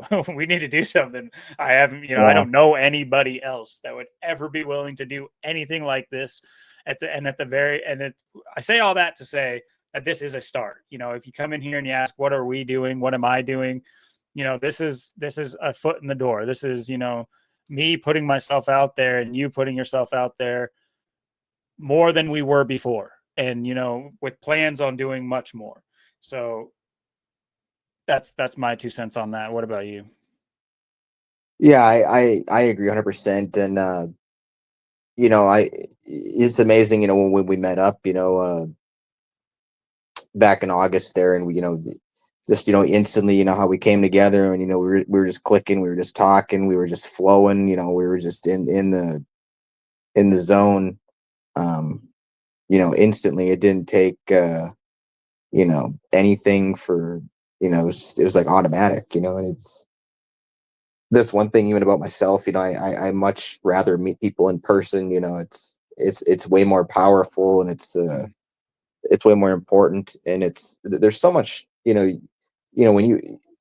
that's just one thing. It's like what you're saying. I think you have to be about, meeting up with people in person, and be an in person type of person, and kind of get back to the way things used to be, back in the 90s, early 2000s. That was the only way you could live life. So many people have just adapted to living behind the screen, and you know and for me, it's easier to just be in person stuff too, than do things and be things on or over the internet too, because it's not the same as being in the same room as that person, or what do you even really know about that person, and like what you said, uh you hit the nail on the head,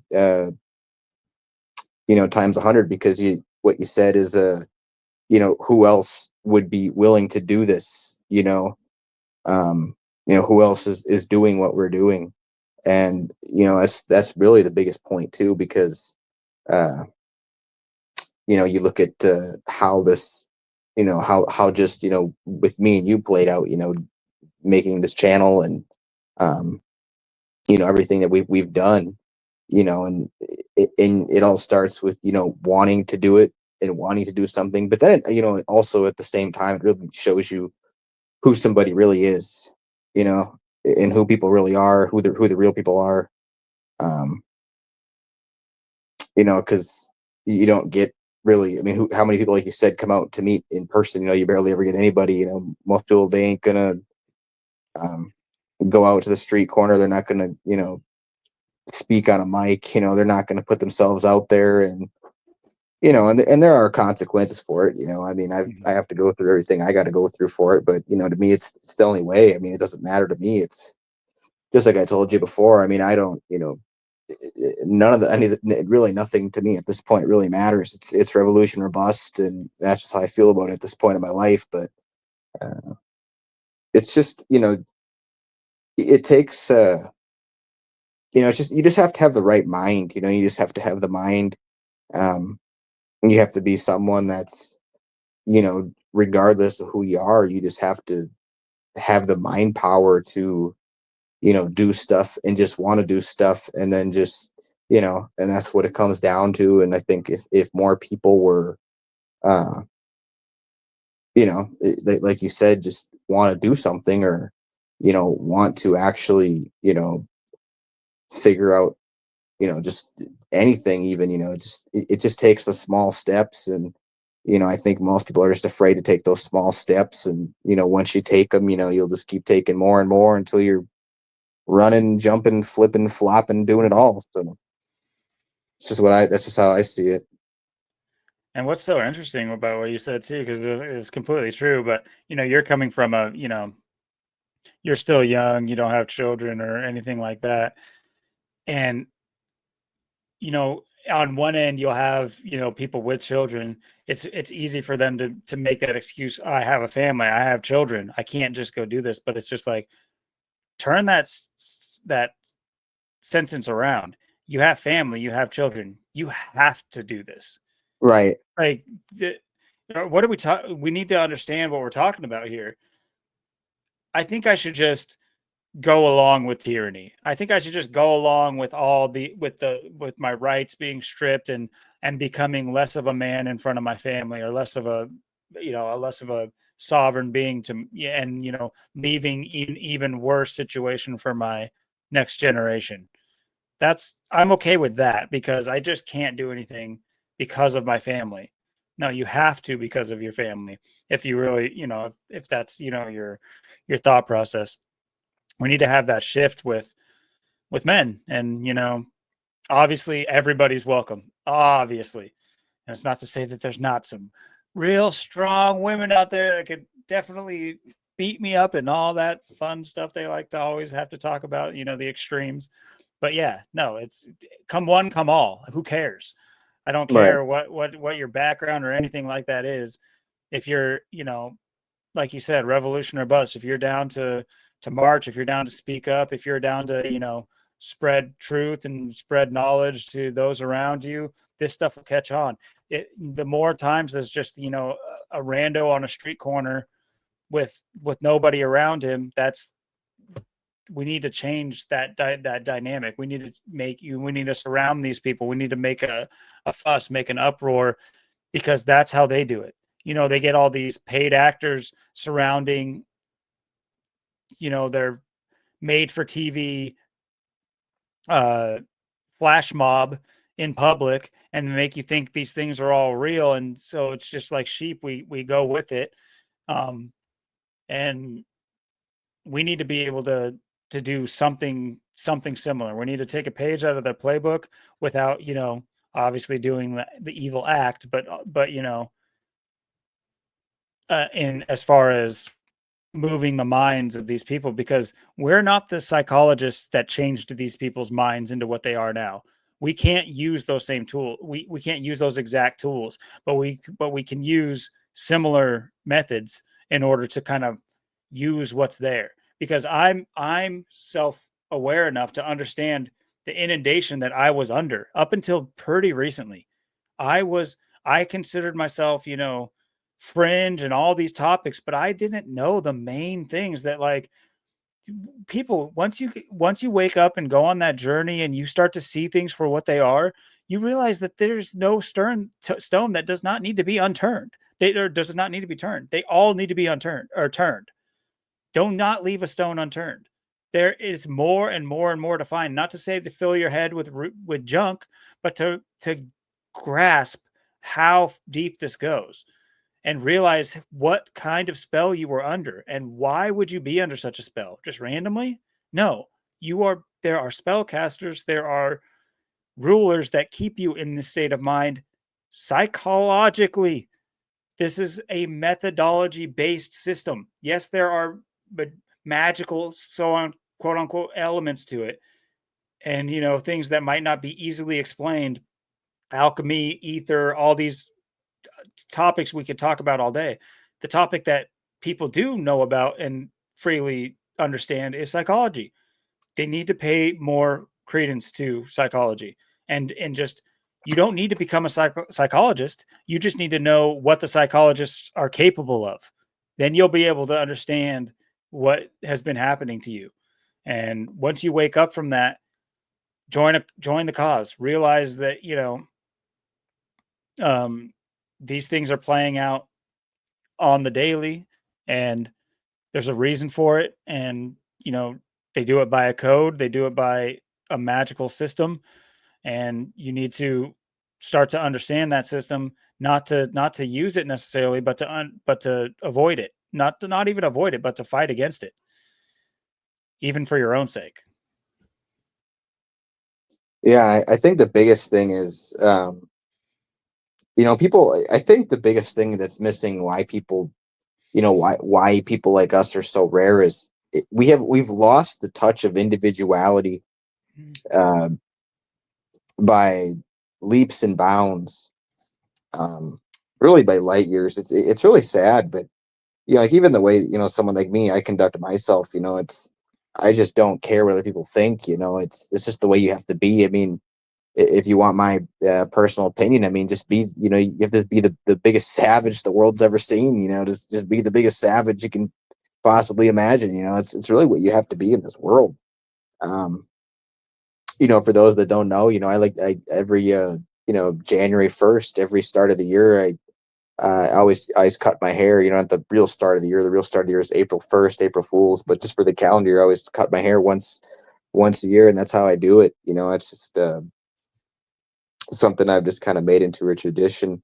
Um, and it's just like, I don't, know what I see, um, in just like the future for, like, you know, myself, personally, like, um, I don't know where I'm going to be for throughout 2025. I don't know where I'm going to be a year from now. I don't know where I'll be living, what job I'll be doing, where I'm going to be with my life. I don't know any of that. So, I'm not, but at the same time, I'm not in a hurry because, whatever happens, happens. And whatever I do, I know I have to do what's right. I'm at the point in my life where, you know, I'm going to be 30. I'm going to be my 31st year of life. I'm 29 or my 30th year right now.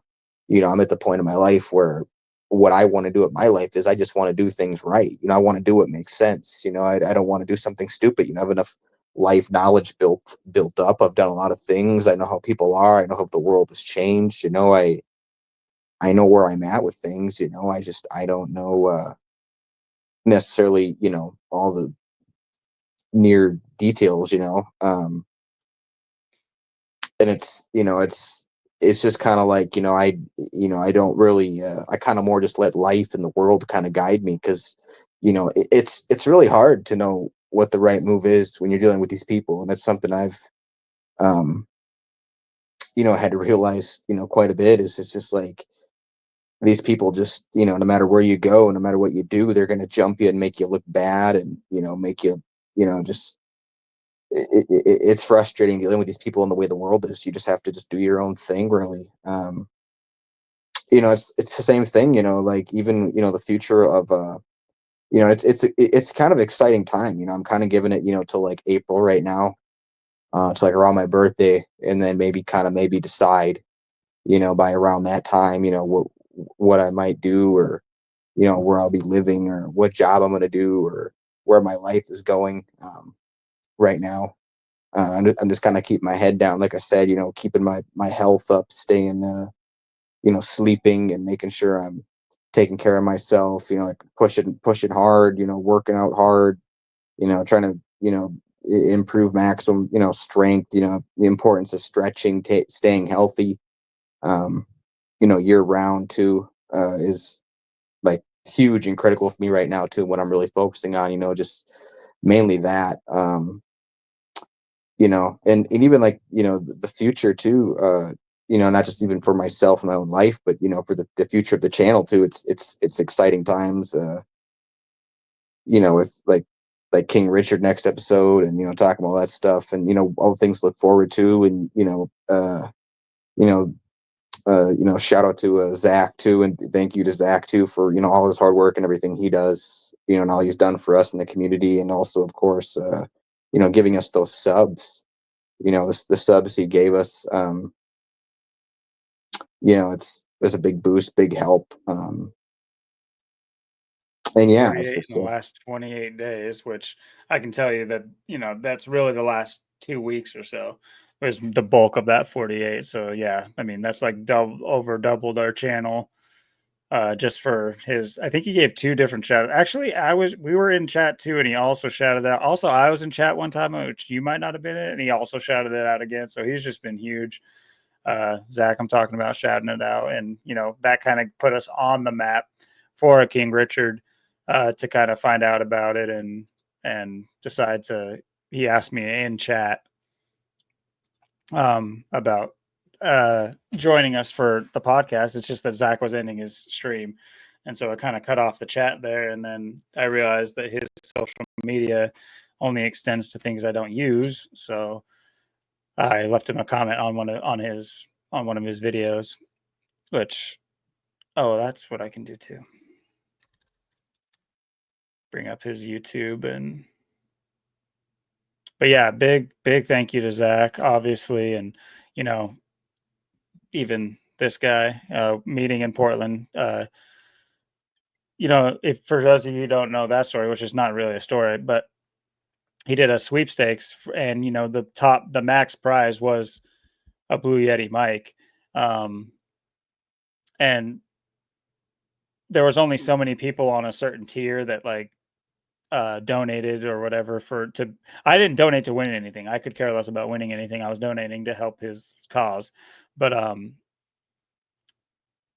I guess, I had made a name for myself enough through donations and, talking in chat, and that, he decided that he would get me one as well, because I didn't win the sweepstakes, but he decided he would get a whole nother mic and deliver it to me in Portland, because I was always in chat talking about how whenever you come to Portland, I'll be there. And yeah, it ended up happening, and that's where I got this mic, and so that's a huge, that's making this possible, at least better. My old mic was very garbage. Um,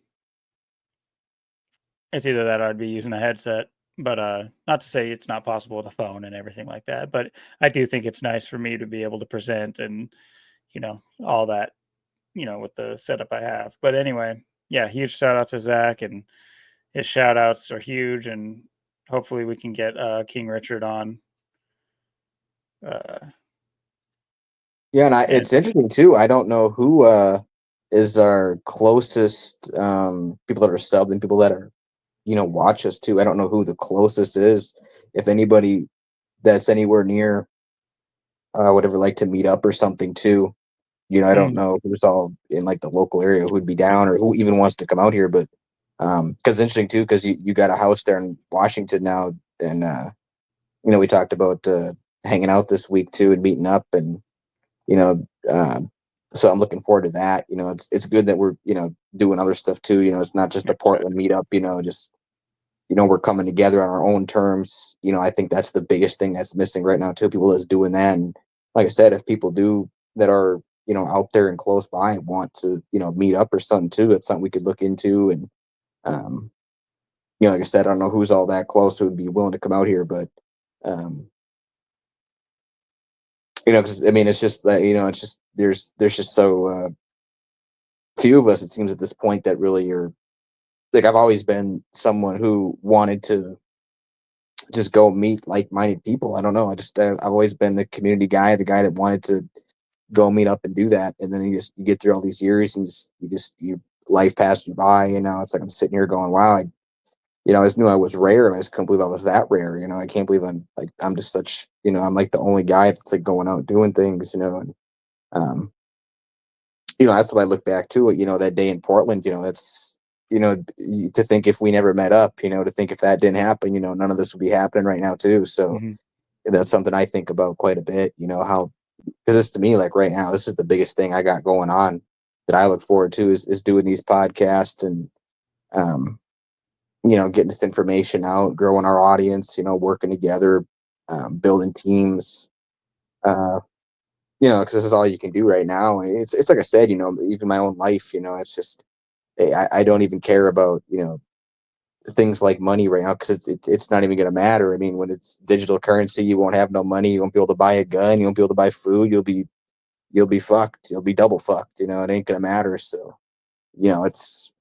I'm all 100% in, revolution or bust. And it's like I said, for me, it's just, and for the channel and for, for us and, everything, it's just about doing things and doing things right and to the best of our abilities right now. I mean, because I just keep thinking, where are we a year from now? 2025 is going to be the spark year for us in this channel.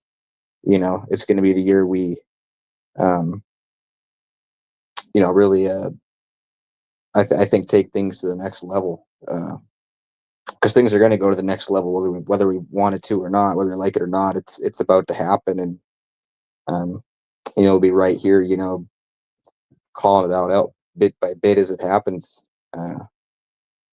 Yeah, I'm just, it's exciting right now, I guess, the future right now, especially, like I said, I'm giving myself, kind of until April to see what kind of things life might have for me and kind of decide like around maybe my birthday or whatever, because I don't know anywhere what my life will be a year from now. I mean, who knows? Maybe I'll be down by you a year from now. We don't know. I was gonna jet in at some point and say, who knows? It might even be closer than that. I mean, this is Yeah. obviously tentative and it's not any for sure invite. It's not necessarily uh my only property. It's me and my girl and her mom and my kids. But yeah, I know. I mean, it'd be interesting. We are getting some acreage, so it's not like the biggest amount of acreage, and we do have plans for you know an orchard of some sorts and you know things that we want to do. But who knows? Who knows where that might go? Who knows? Maybe it starts out as a like an RV or something like that. Just able to live free, if you will, and Yeah. get to where the next place you need to be. But even at that point, we could make a mock studio and be both in studio, both near each other and be able to put out videos every single day as a pointed effort, because that is speaking on what we plan on doing for the channel. There's been several like ideas I've had to make videos, and I've been, I obviously I'd run things by you, but I've had the inkling to sometimes just make a few videos just on certain things that I've seen because right now that's just the dynamic we have right now is I have the main access to the channel, which is completely yours whenever you need it or want it. It's just like right now that's the dynamic because of how things are set up. But eventually we're both going to have the same access to the channel and edit whatever we got to do. And I've thought a few times about just like uploading some, whether it be a short or um like a small video just on certain things that I've seen, but they end up usually just making their way into our podcast. But eventually we will be, making videos and having these ideas come to fruition. But at the end of the day, still, like we talk about, the videos are not, they're means to an end. The end being, you know, real community and growth, personal growth. And, that might be another thing that we could, start is whether or not it's a second channel or not, which might be a good idea anyway. Especially with the subscription boost, I was thinking, how many subs does it take before YouTube starts noticing? And like, Yeah. we already got flagged for uh, whatchamacallit, climate change, which I thought was hilarious. Oh, we did. Which Yeah, one we hit was the that? brown snow last episode. Oh, we got flagged for that one. Yeah. It's so funny to me. Oh, because of the brown snow. It's hilarious. What did they say? Was it just a strike or? No. It was just their little community notes thing. No. But that was the first one that, at least that I've noticed. Maybe they have. But like we've talked about 9/11, and usually that's a community notes thing, and it's never come up. I think we're just, still pretty low on the totem pole as far as the algorithm. But at the same time, we're getting there because we also got our first bot. We got our first bot comment. It's a common bot right now. It's going around talking about crypto scam stuff. And we got our first bot comment, which I thought was pretty funny. Yeah, it's hard to know who's all legit in those comments and stuff too, unless you kind of know people and stuff, or it's the regulars. It's hard to know who's who and what's what out there. I would say that guy who posted a 8-paragraph comment was a real person. But we have the regulars, and other than that, not a whole lot of comments. But we've gotten some good comments of that, not people nice enough, not everybody, of course, but very few actually of the people that have come over and subbed. Doesn't matter to me. Thanks for the sub and thanks for hanging out. But some of them have come over and commented that they've come over from Zach's channel, which is just a good way of like, for who knows where we go, who knows where Zach goes. Zach's channel could be deleted. Zach could be, as far as we know, as a community, Zach could be, pushed aside with relative ease. It's like, yeah, it's not like he'd disappear from the world, but they could continue to push him further and further out of these spaces to where it'll take smaller channels to hold up in the interim or from here on out. And I thought about that too, as for what our channel might represent as well. We might, because I don't think we've cornered any niche at this point. We literally come on here, we talk about things we want to talk about and things that are like poignant and things that are on the tip. Not everything's poignant either. We talk about some BS. We BS about BS. We BS about the poignant stuff. We talk poignantly about the poignant stuff. We talk poignantly about the BS. It's a good mix of poignancy and BS. But for the most part, our gematria is pretty elementary. We don't really, there's a lot more we could go into it, and there's just so many topics to cover and so many ways to approach them that I think that's perfect for this format. But this is not the only format we're able to do. We will be doing we can do larger decodes when we pound pavement. We will have, for the most part, we'll stay true to our title. We'll be unscripted, but with that being said, it'll be like rehearsed, not scripted, but rehearsed.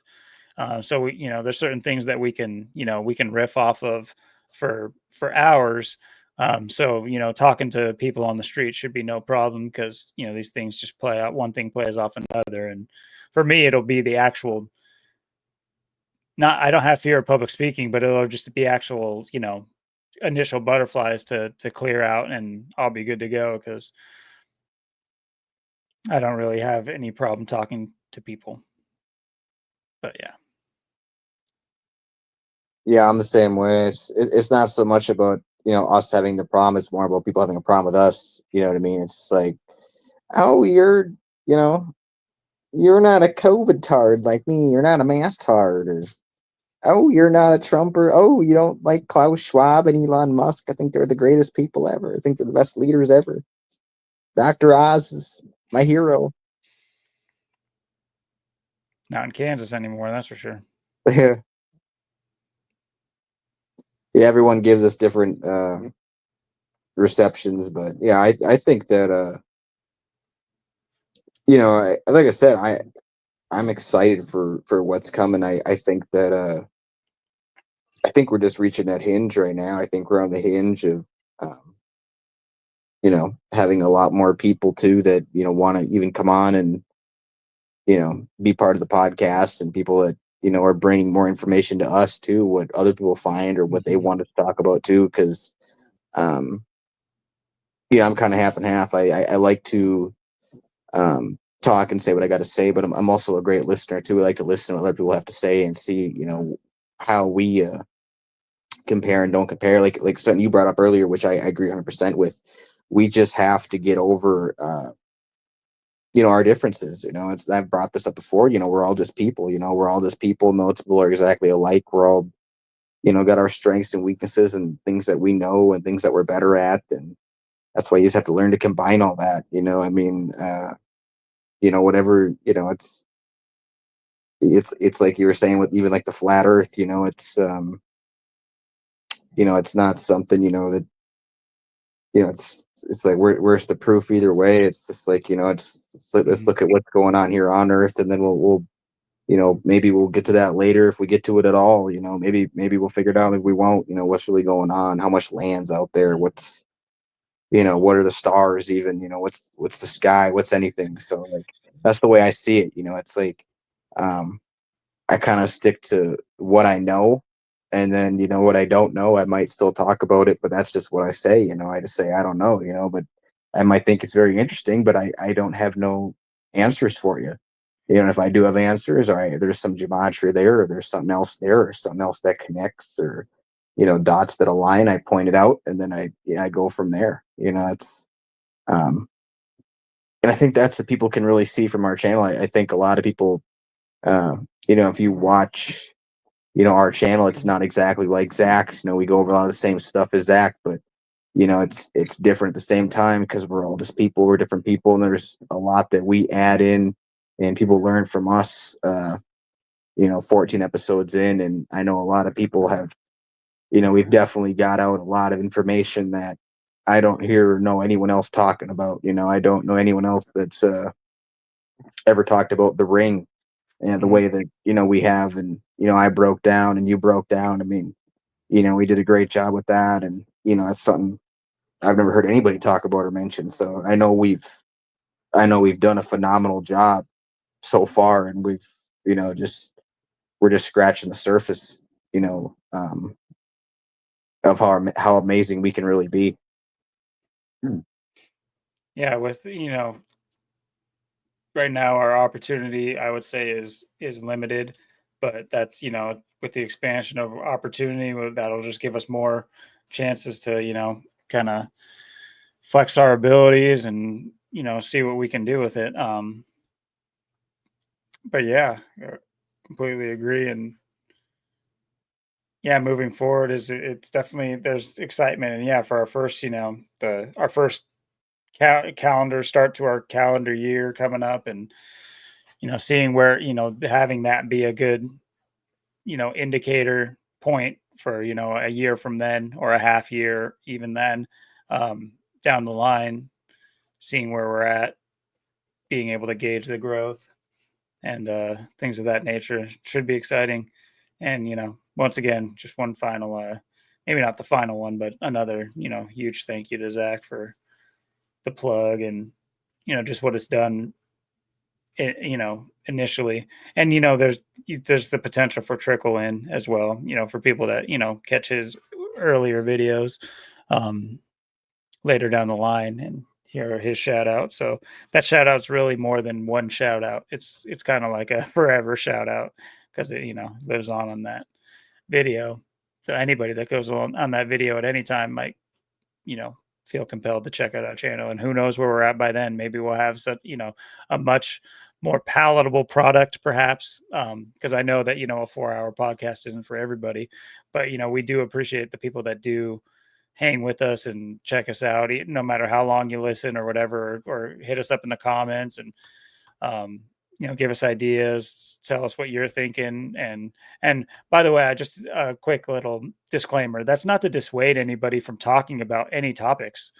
I'm not pro or anti most things. I don't. I'm down to learn about just about anything, and I have Yeah, a pretty good breadth of knowledge about certain things, but not anything really fully. I would say I probably only have one thing that I consider kind of like the kingpin of, and that has to do with that episode we talked about where I kind of broke down what I feel about the music. And there's a lot more to that, and maybe I'll go into it more with the videos that we eventually do, because that I really do want. I have so many ideas about videos, especially having to do with the music aspect and being able to show people what I mean rather than just say the story, as I like to call it. But so there's that.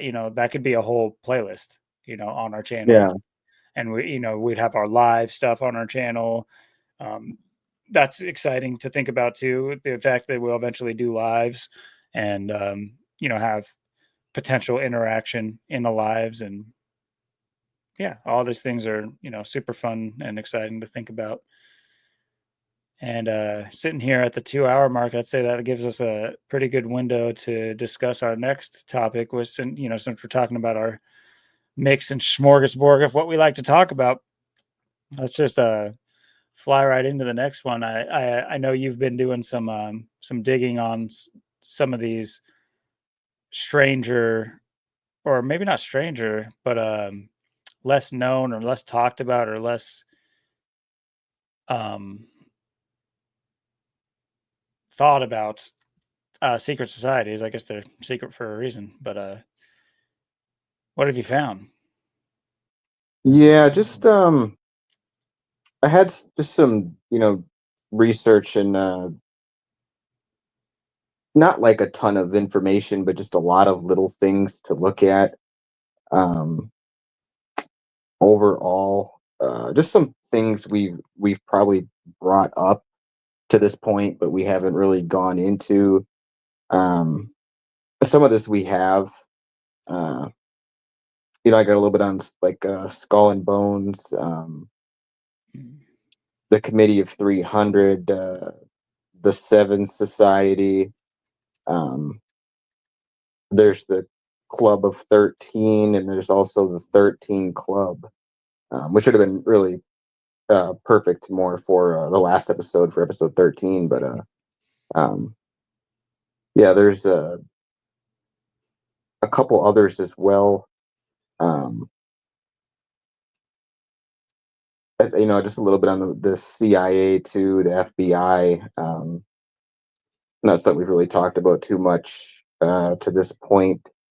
And then, of course, there's the Magic Society too, which is something, another one of these little groups, or whatever you want to call them, that not a lot of people know about. The Hermetic Order of the Golden Dawn. Some people have heard of them. Yeah, I mean, there's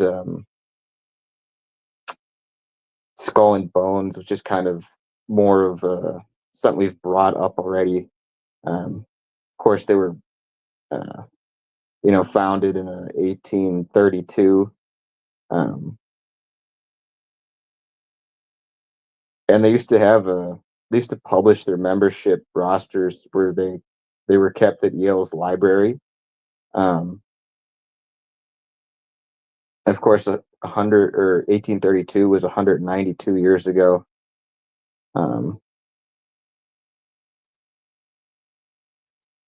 And of course, they have one chapter. They have a 2,800 members lifetime. So 2,800, you got 28, the perfect number. They also have other nicknames though too. The Bones, the Order, of course, Order 322, the Brotherhood of Death. Of course, they have a headquarters too, 64 High Street, New Haven, Connecticut. It's kind of interesting. And they're in Skull and Bones too. It's part of the big three societies at Yale's university. The others are Scroll and Key, and then Wolf's Head. It's interesting too, if you write out 322, is if you write it out in letters, it equals it's got the 172, the 55, like Satan.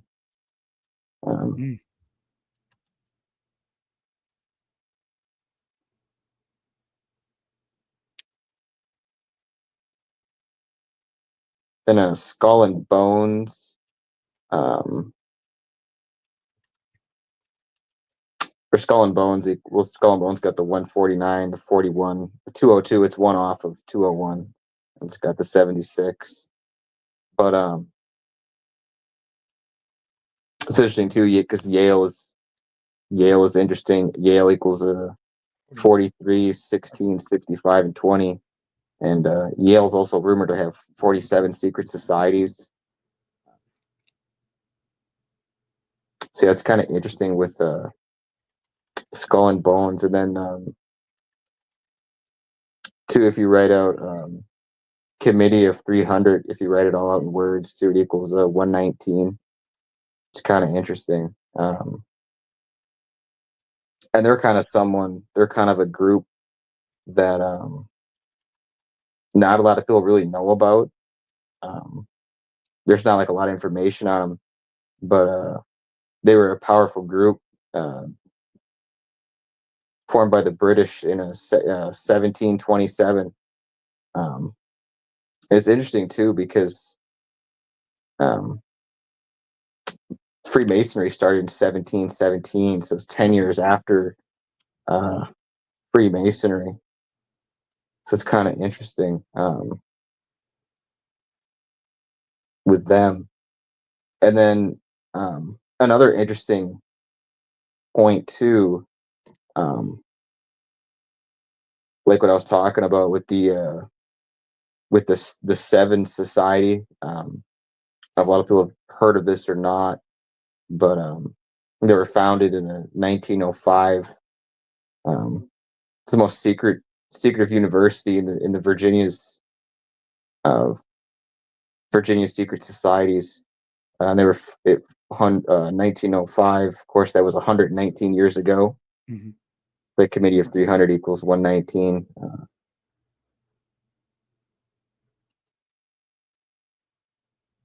And their symbol, they have the infinity sign, the number 7. It's one chapter. The headquarters is Charlottesville, Virginia. It's kind of an interesting organization, the way they do things. Yeah, interestingly enough, this is the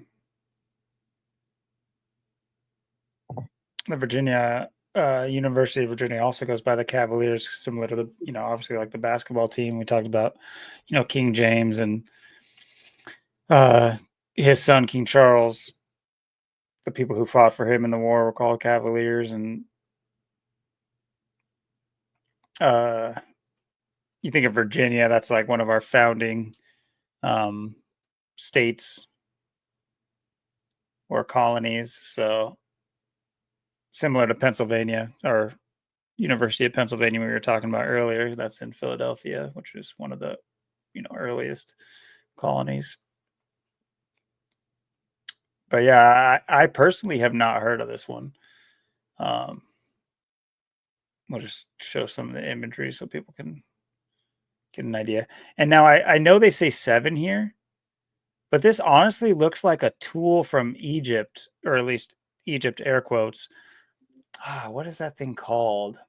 It's not a flail, but it's like a atlatl or something like that, or like a lotl. What is it? Not axolotl. Atlatl, is that what it is?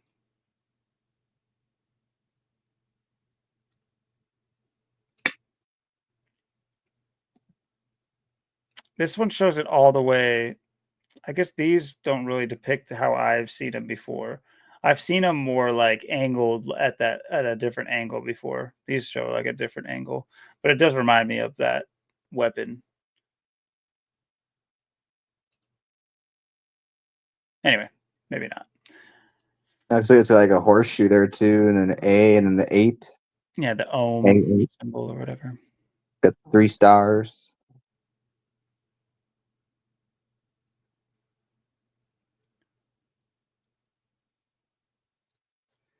It's a 7 society. Yeah, the 7 society equals 68. You write out those 7 society.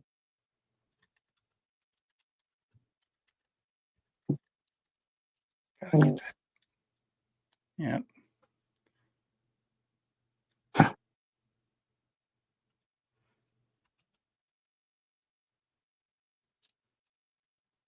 What about? What do you know? 55 with the 58.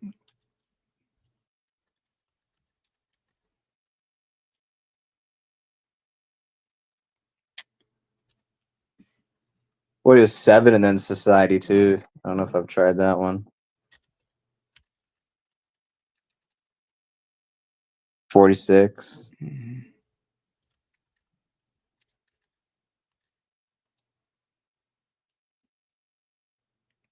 64, similar.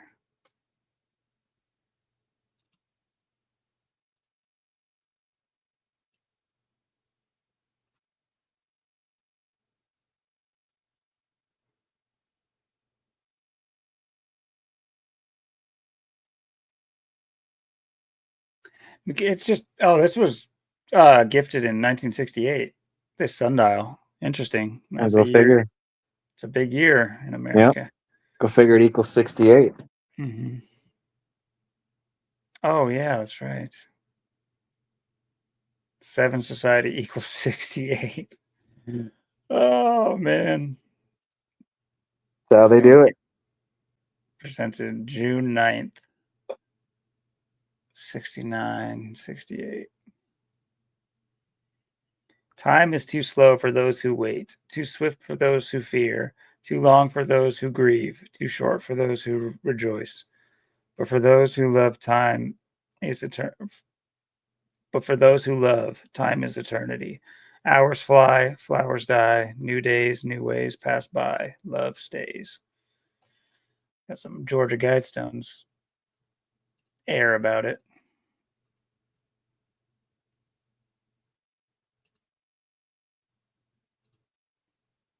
Interesting.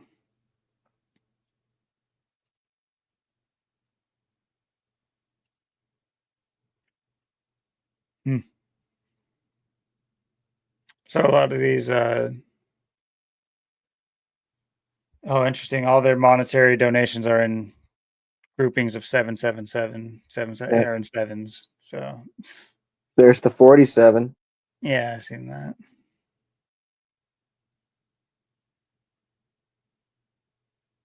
I wonder what that's all about.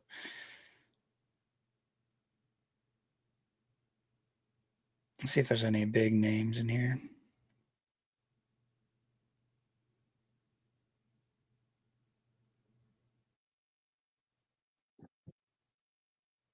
I guess mostly people that stayed within the college itself.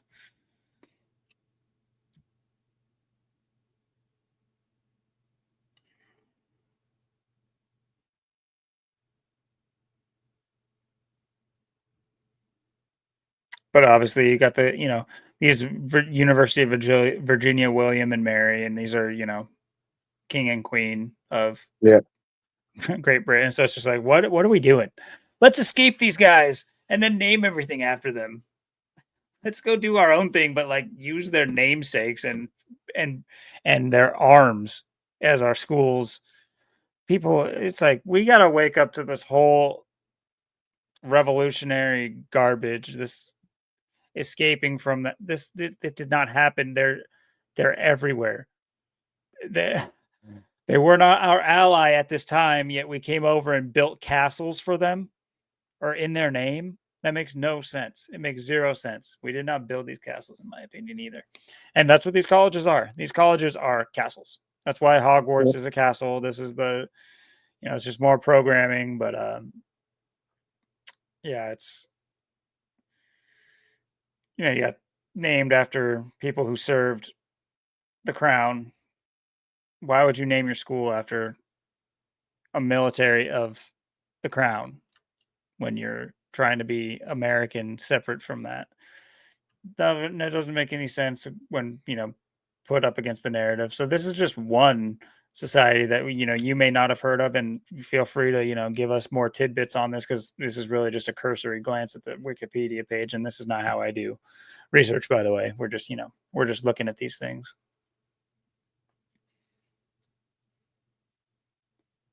Yeah, it's interesting. Like I said, all these little organizations that exist. I brought up, the magical organization, the Hermetic Order of the Golden Dawn. They're known as the Magical Order, and they were active in Great Britain, and focused on practices on theology and spiritual development. They were founded in 1888 by three people. There was Samuel Little McGregor, and then you have McGregor Matthews. So it's like Slim Shady's like Marshall Mathers. It's like, or Mathers, yeah, it's a weird name. Then you got William Wynn Westcott, so WWW. Started the internet there, Mr. William. And then you also have William Robert Woodman. Does everyone have three names back in the day? Right.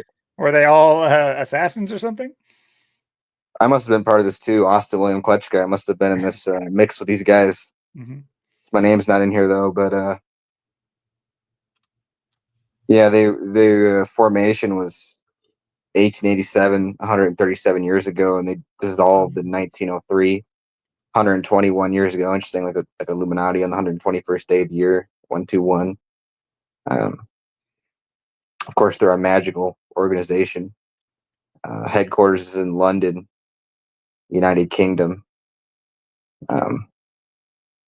Yeah, they're pretty interesting, and you got these uh, Williams and McGregor, Mathers, Liddell.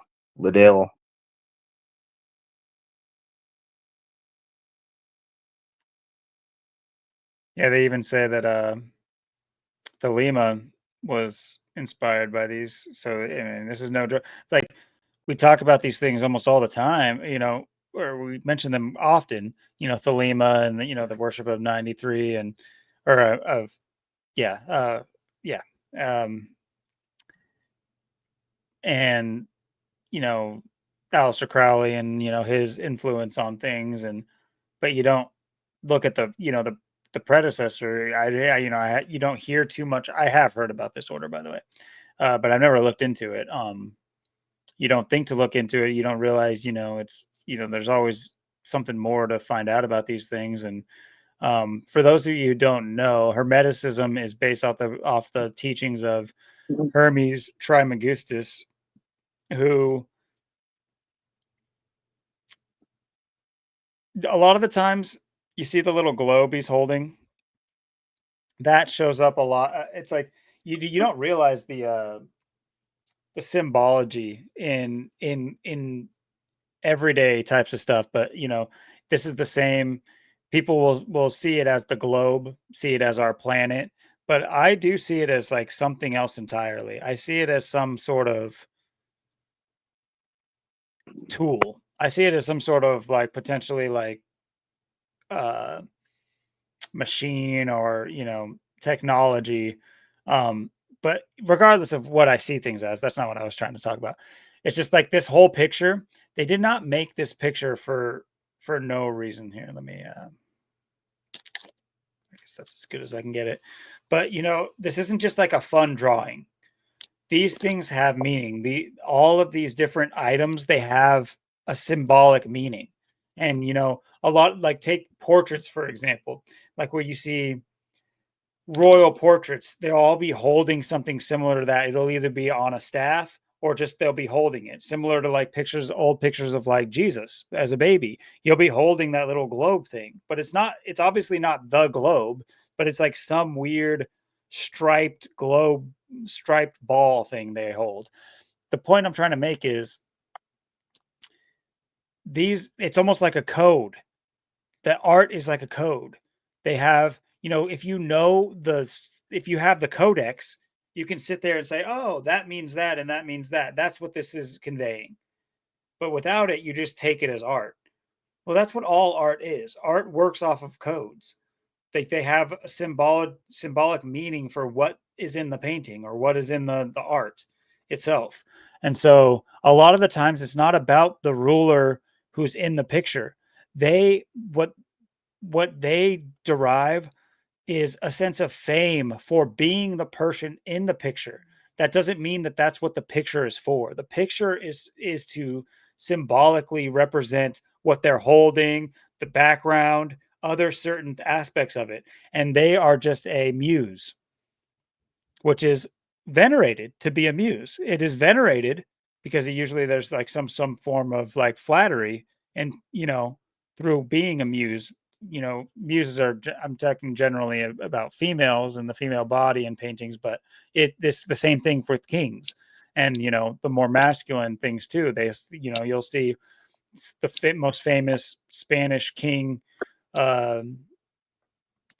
King Richard or whatever it was, his famous portrait with the globe on his scepter, and he's like sitting majestically in the throne.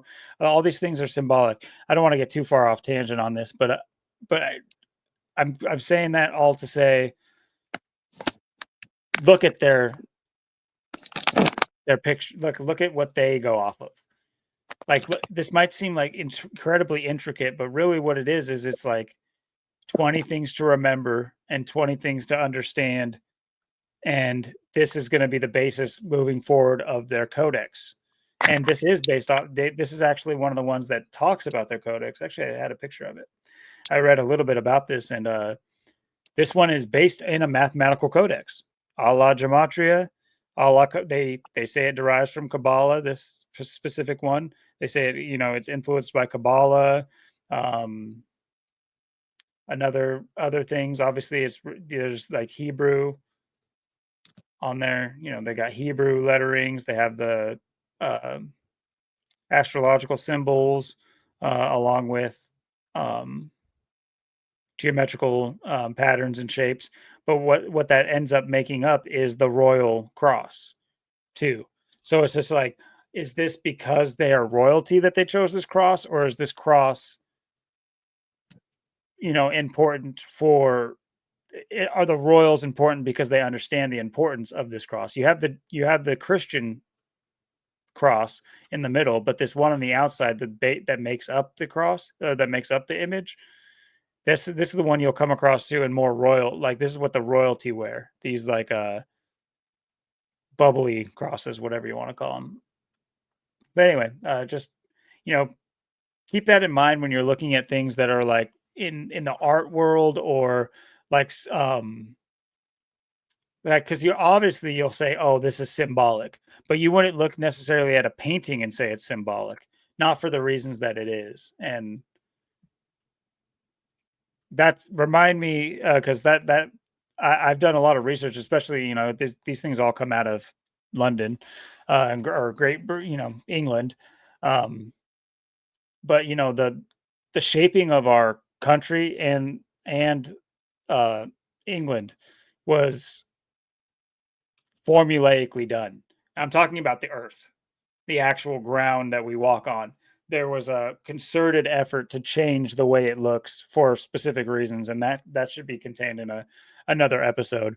But in case you're hankering for something to look up Capability Brown. This is the person's name, is Capability Brown. And I cannot make this up. When I came across this, I was like, what am I fucking reading? But this is what opened my eyes to all of this. It has to do with the landscaping as a tool to cover up what's underneath, a la golf courses and things of that nature. Man-made lakes, all these types of things. These are all under the grand scope of landscaping. And but anyway, they say this was all under the design of like one or two guys back in the day in England, one being Capability Brown. But another thing it brings to light, without outright saying it, is that they outsourced art. They would pay artists. They would do these huge landscaping projects. How there's some buildings in England and places that I consider to be flooded and mud flooded, whatever. That's a whole nother episode, like I said. But you'll only see the tops of the buildings, or either that, or they'll cut off a floor of the building and build their house on top of that, as the foundation is like almost the top of another building. But they'll be living on a hill. Well, before that hill was there, they would pay artists, because these things took a long time back in the day, horse-drawn carriage and all this garbage. So they would pay artists to render a painting of what it will look like. So keep that in mind, that all of these like sprawling estates that eventually came to be, the original oil paintings for them that sell at an insanely high price and made artists famous were renders. They weren't even looking at what they painted. They were painting based on what they were told it was going to look like. And now people will take these and say, oh, look how beautiful it was back then. No, it didn't. It used to be an entirely different landscape. It's insane once you find out like what our old oil paintings and art was really all about. It was all about a narrative, a future narrative, literally painting a narrative. It's hilarious, but it's also mind-opening, and it's worth a segment in a show coming up here, because Capability Brown is just a character, to say the least. Yeah, with a name like that, that's something you have to talk about. Mr. Brown. Mhm. Yeah, sorry to go on such a tangent on just a stinking symbol, but, like, keep that in mind as far as, like, these orders and secret societies and why they function off symbolism is because that is the importance. There's a code behind the symbolism that once we can crack, we can be privy to what they're all about. But, that doesn't mean we're gonna be dancing around with our left nipple out, poking each other in the back pantsless. So everybody chill. I don't want to be any part of that, garbage that they do, their stupid ritualism. But for all we know, it has roots in an actual good purpose, I guess. I don't know. But yeah, go I think you were talking about this order specifically. Yeah, and they're a magic order too, so they're they get into the spiritual realm, if you will, and yeah, they just have such a it's an interesting group. This is something where it's like um and people may have heard of them before. I'm pretty sure I have heard of them before. Um, Especially the Golden Dawn, like the Hermetic Order. So this is kind of like yeah, like I said, they practice on theology and spiritual development, and they had those three people that came up with it too. So it's kind of a pretty interesting little thing. There's a lot of things that um it's like the Committee of 300 as well. They also came out of England and United Kingdom. There, it's uh, a lot came out of that area, um, that part of the world. So much going on there, and yeah, it's something where it's like, um,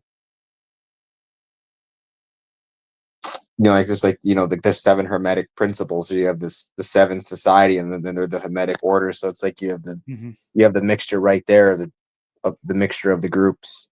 So you see like how much of these overlap, in between all of these different little organizations and groups. It's once you look at it, you realize you're just looking at the same thing over and over again. Just here to there. Yeah, absolutely. Because this, in my opinion, these are all it's ego based. It's they want to replicate uniquely what everybody else is doing basically, and they want they want to be because you wonder logistically like how these things begin and how they're proliferate. Like how do we all know that Yale has Skull and Bones and it just still does? Like, isn't that weird? Does no one think about this? Like, they have a whole faculty of kids that go to their school and they just walk around like, oh yeah, no, I know about them. Yeah, they do weird stuff. Okay, she's like, "O okay. Well, that's weird. That's like go to grade school and have that happen, you know what I mean? This would be you wouldn't consider that weird if there was just this secret society in grade school that was just everybody knew about and they were just like did secret weird stuff, but also the campus let them do it and also dedicated buildings to them and also allowed them to, have access to the building at night and it's just like it's just weird stuff. It's just like and then you find out that all the principals of that school were in that order in 5th grade. It's just like, what the hell are we talking about here? What is this? What's going on? It's just it's always been weird to me how these secret societies, quote unquote secret societies, are just like known about. I mean, to my point, fraternities and sororities, how have these things not been banned just based off of the human suffering under them? Like it's weird that they just are allowed to proliferate and like we as people hold them up to the point where we actually aspire to join them and to like be naked with other dudes and drunk and stuff and like it's just what are we what's going on just just come out already, you don't need to do all this man just There's Grinder and stuff. There's stuff for you, my brother. You don't need to go and like be humiliated unless that's what you're into, I guess. I mean, that's the other thing I take too. Is just like there's this level of like humiliation that, and to an extent, I guess this is in other aspects of life as well, like even jobs and stuff like that will have some sort of some jobs will have some sort of like humiliation at the beginning in order to kind of like prove yourself. And so these things are really just subconscious training to what does this mean in the end? To me it almost it feels like they want us in the mindset of a pauper to a king. They want us, willing to humiliate ourselves just to be on the good side of a monarch, which is, what the jesters and all these other things were. The jesters weren't part of royalty. They weren't part of their bloodline, but they were allowed on the fringe of the monarchy or the aristocracy, whatever, because they made them laugh. And to an extent, you could say that they were potentially just slaves as well and made to do that. But I think there's probably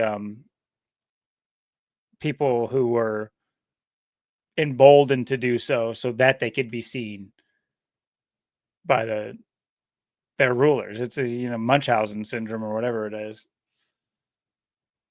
Yeah, the way these people in these societies go about it, it's like, I mean, everyone sees the Freemason stuff around. I seen a card the other or a few days ago, a couple days ago or whatever. It had like the skull and crossbones, like skull and bones on it. It had the Illuminati pyramid. It had the Freemason. Um, it had something else on it too. I can't remember what it was, but it might have had even something else too. Besides that, it had like 4 or 5 things on it. Um, and I'll see plenty of vehicles driving around, Illuminati stuff on it, Freemason stuff on people's cars. You see it all the time. Um, and other, you know, maybe conspiracy things or something, or uh, in that category, in that group, so these things are, they're not really secrets. They are out there. Um, but it is interesting and weird how different people go about it, how people get, suckered into this stuff. I don't know if you were ever asked to like join the Illuminati or anything, but I used to get these messages all the time. People messaging me, "You want to join the Illuminati? You want to join the Illuminati?" This is like back in like 2014, 15, 16. But um, I think it's because a lot of people were like catching on at the time and like doing the research and figuring it out.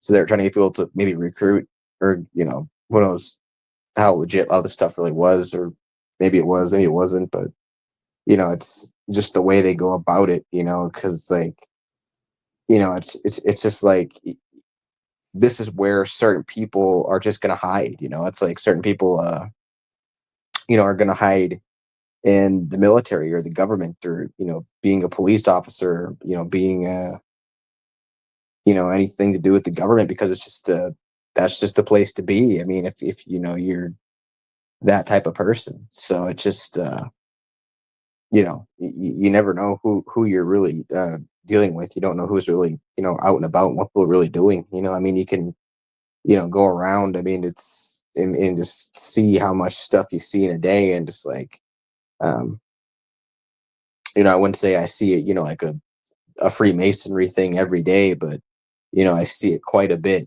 I see Illuminati stuff quite a bit. It's I see you know and then people will, well, oh well, I thought it was the Jesuits. I thought it was all about, I thought it was all the Jesuits, and they realize it's all the same. They realize it's all the same thing. It's like, well, I thought it was Society of Jesus, and you realize it's all connected. It's like, oh, it is Society of Jesus. Now I get it. Like and a lot of these groups, they have different numbers too. How many people are in them, how many people they allow. Every group is different, so it's like some groups, you can bring guests, others you can't. Some have like limited numbers. Other numbers are growing. Other numbers are made to be small. Um, some are more secretive too. There's secret societies people don't even know about. There's secret societies people do. Some are just out there. Some are not. Um, it's just the thing. It's interesting too. If you write out secret society, it equals 58 too. It's got the 77 as well. It's got Freemasonry, the 77. Secret societies, if with an apostrophe s, you get the 59 like Freemasonry as well. And secret societies, if you write out the apostrophe, you get the 66, the 96. The word secret's interesting. It's got the 38. It's got the 25. Maybe that means something for 2025. The word secrets, of course, that's another word that's got that 26 and that second cipher. Again, just amazing how many words got that 26 right there in that second cipher. It's got the 46 as well, like sacrifice.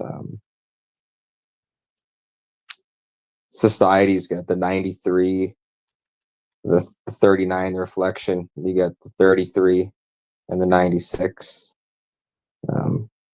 If you write out societies with the apostrophe s, you get the 115, the 34, the 101, and 47. And then societies without the apostrophe, just with the s, is 58, like Freemasonry.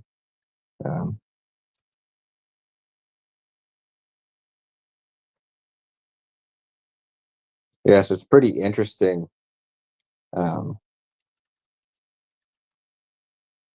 Just a little bit of gematria there, but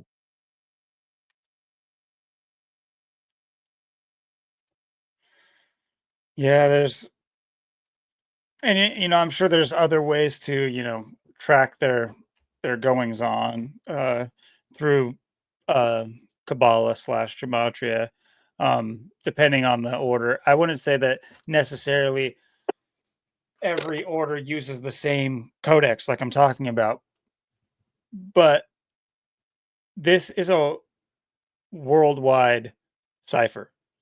So that doesn't mean that everybody uses it and uses these things to encode it. But what that does mean is like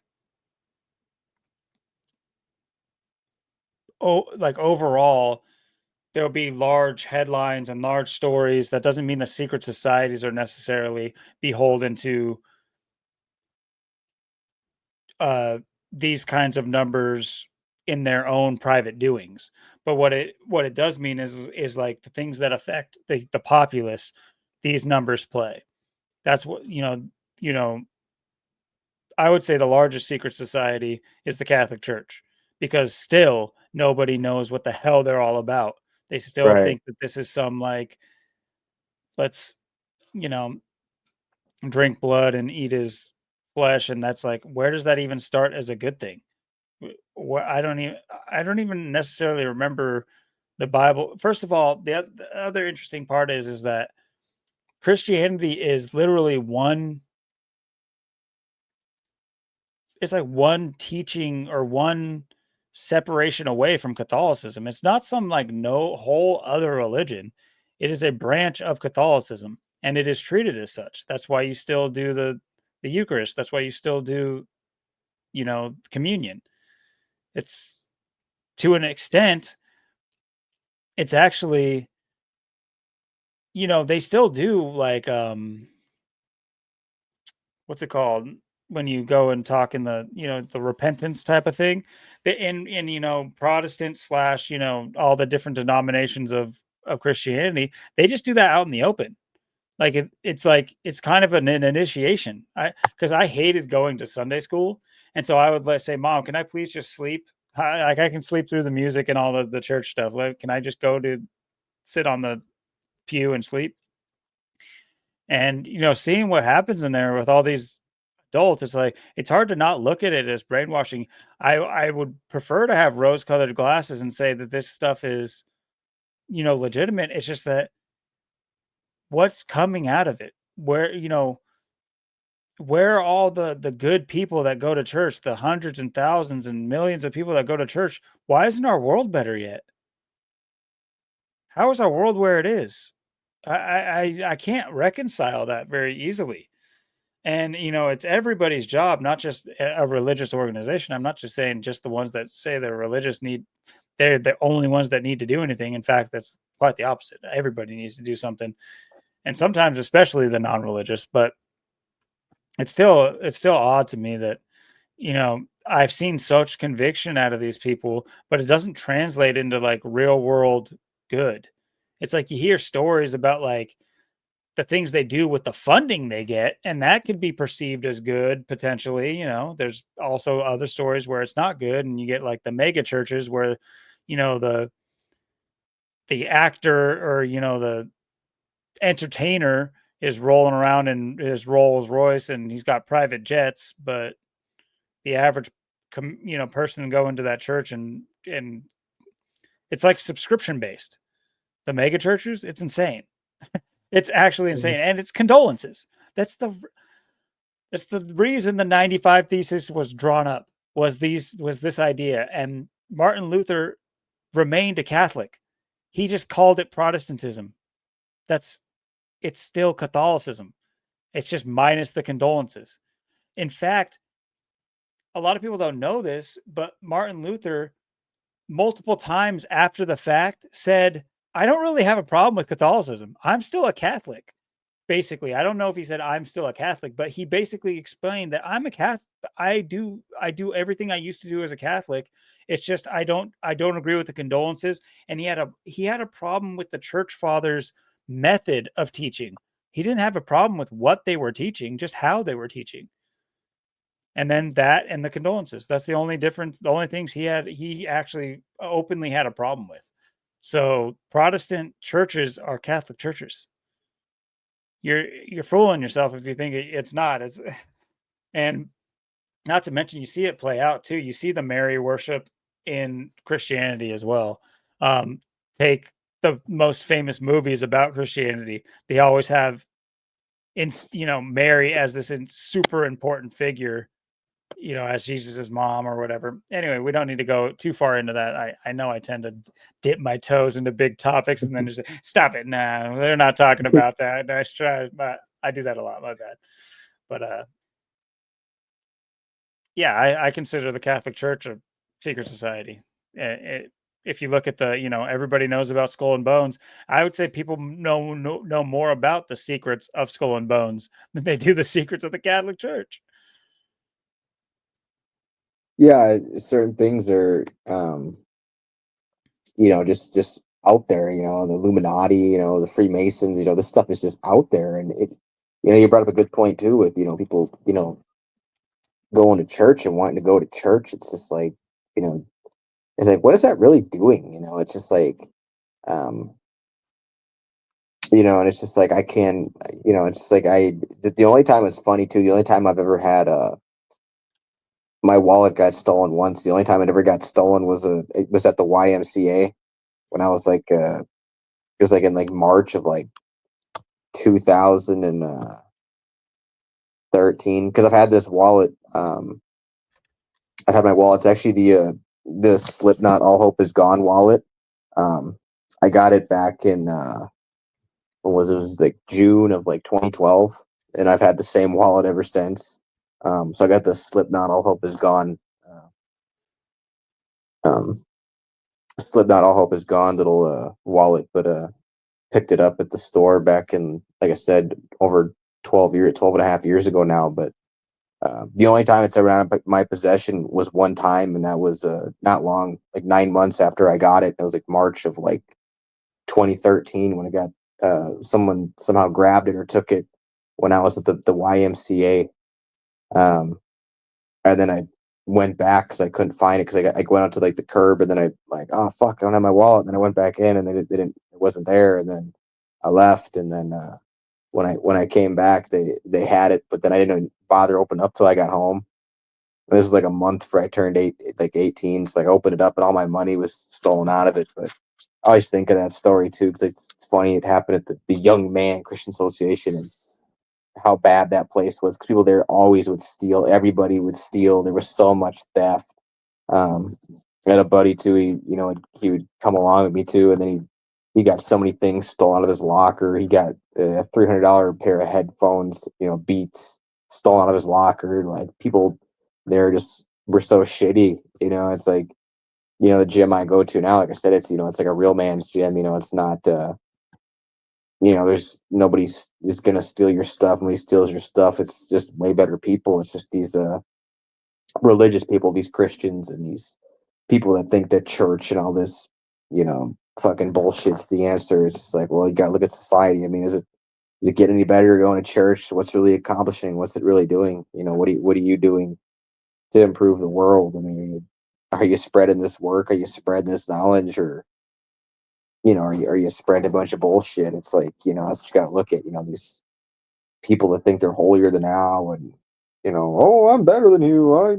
I got Jesus. It's all about Jesus. These people are just they just major mental illness, major mental problems.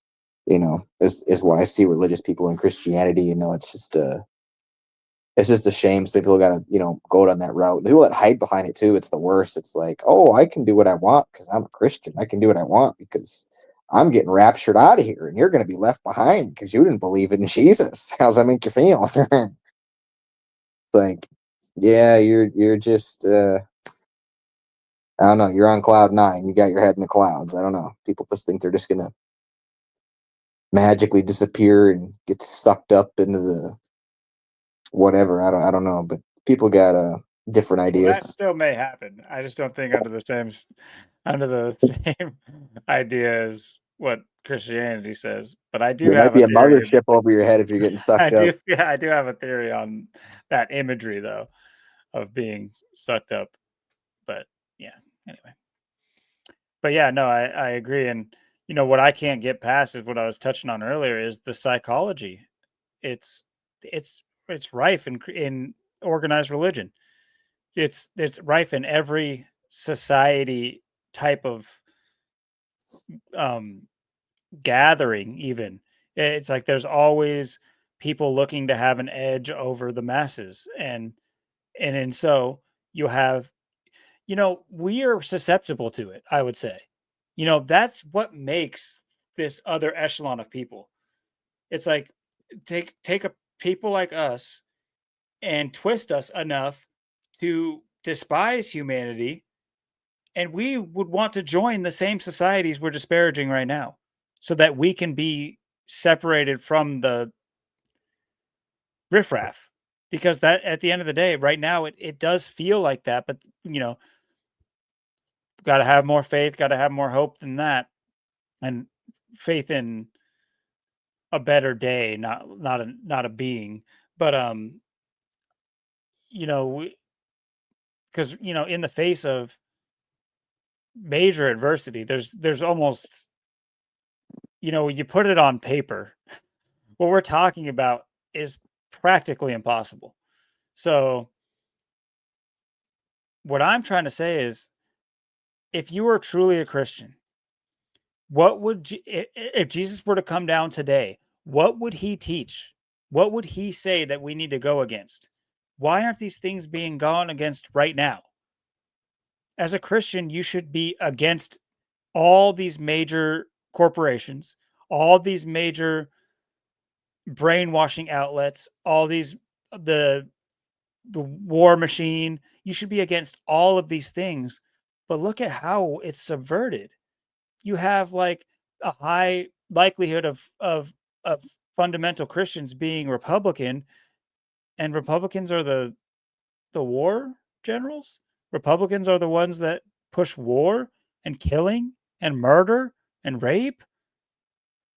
That excuse me? You have all these people who are proud and they get venerated at church for having their sons in the military or they themselves being in the military. So am I to understand that God or Jesus was the Roman soldiers that were poking him in the side? Was he just saluting them? Thank you for your service. You know what I mean? It's just like I don't remember where Jesus' teachings were anything about pro-military or pro-war or pro-killing at all. So I'm not trying to super disparage. First of all, I see I see these religions as a tool. I think they're a tool. And I'm not saying that they're entirely bad. And I don't necessarily think you think that too. I know we're saying disparaging things about them, and I don't want to put words in your mouth. So I won't. I'll let you rebuttal this. But I don't have a lot like nice or bad necessarily to say about organized religion other than, the higher echelons of those religions. I see it clearly with them. But as far as the populace, they just need to wake up to the psychology of things. These are door-to-door salesmen behind a pulpit. They know exactly what to say to you.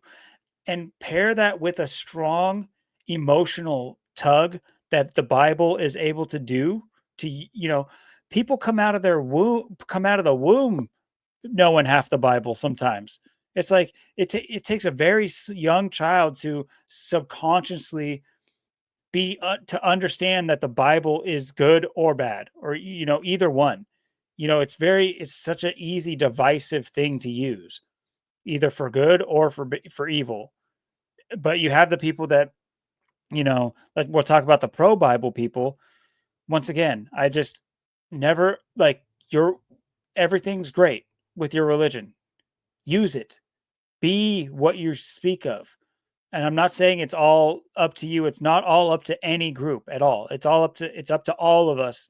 But collectively, we have this major group of Americans. Let's just keep it in America that claim to be Christians. And the fundamental aspect of Christianity is in Christ. Christianity is to follow the teachings of Christ. Read the Bible, follow the New Testament teachings of Christ. I don't see how that could be that bad. And I think Zach would agree. Zach actually talks about this. There are good aspects, and not to say everything Zach says is what we live our life by. I'm just saying, because a lot of it is, anti-propaganda. And that's where he's coming from, is he can read the propaganda easily. And once you can't unsee it. But as far as the actual people at the church, they need to come out of there, take their rose-colored glasses off, realize that they're being manipulated, and just go ahead and personally follow the teachings of Jesus.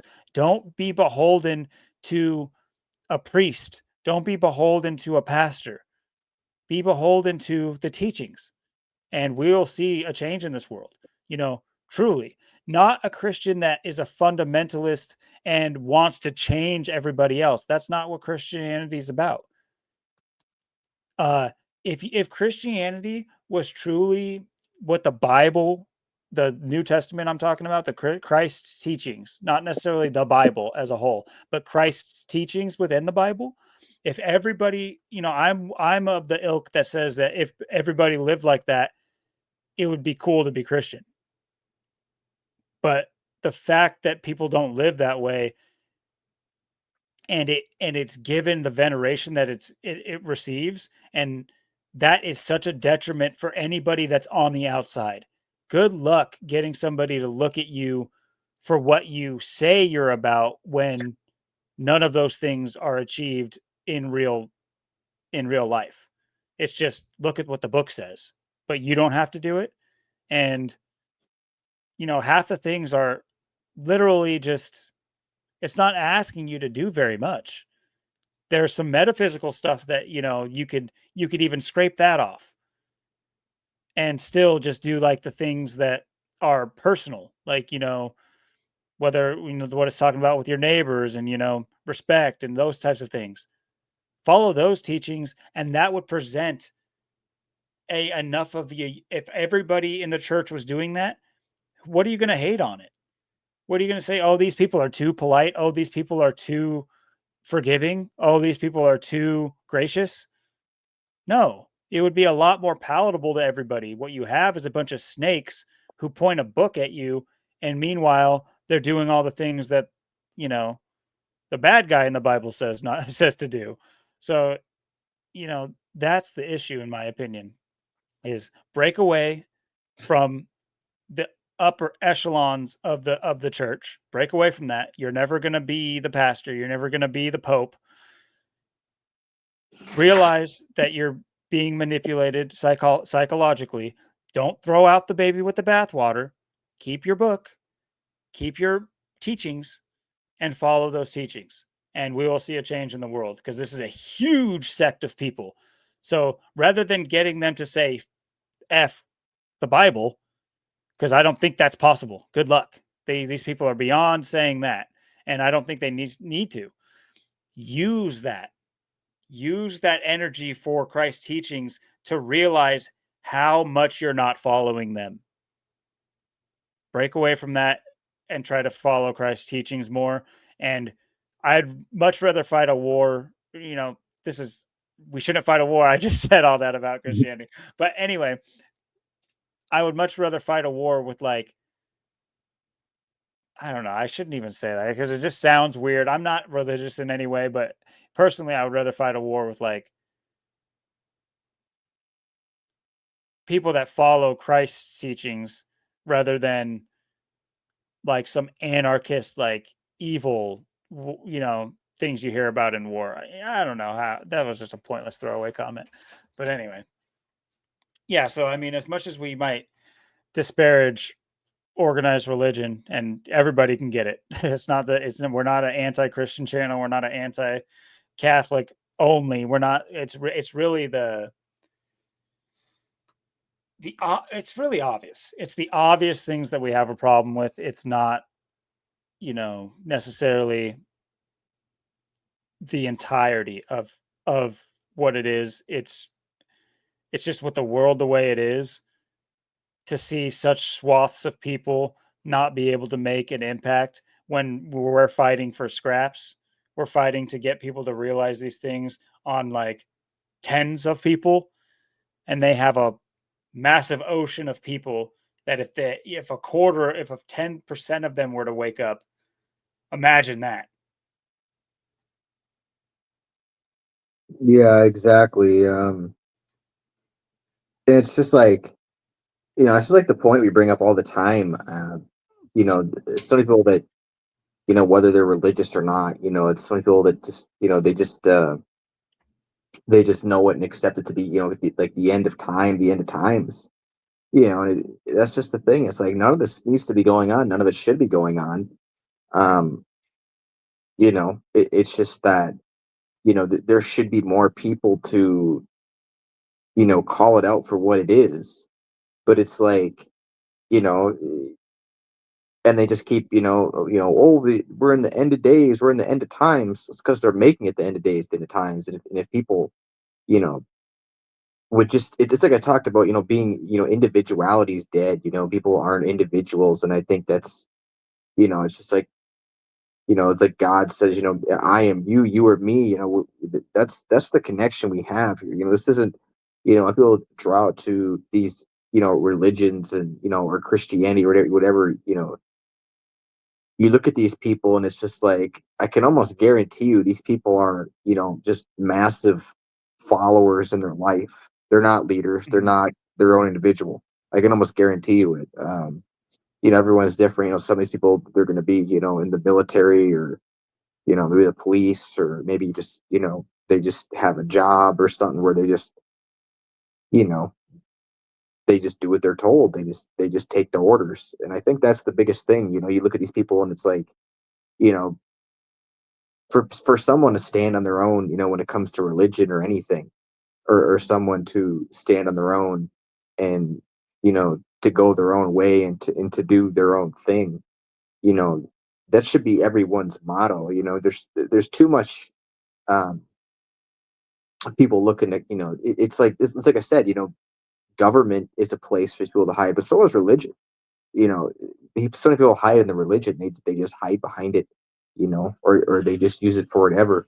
But how many, if how many, Christians, how many, religious people, you know they could never learn or figure out gematria because, oh well, I mean, I don't hear or see this in the Bible. I don't hear about this on church on the Sundays. It's like they can't accept new knowledge. They can't learn. They can't build.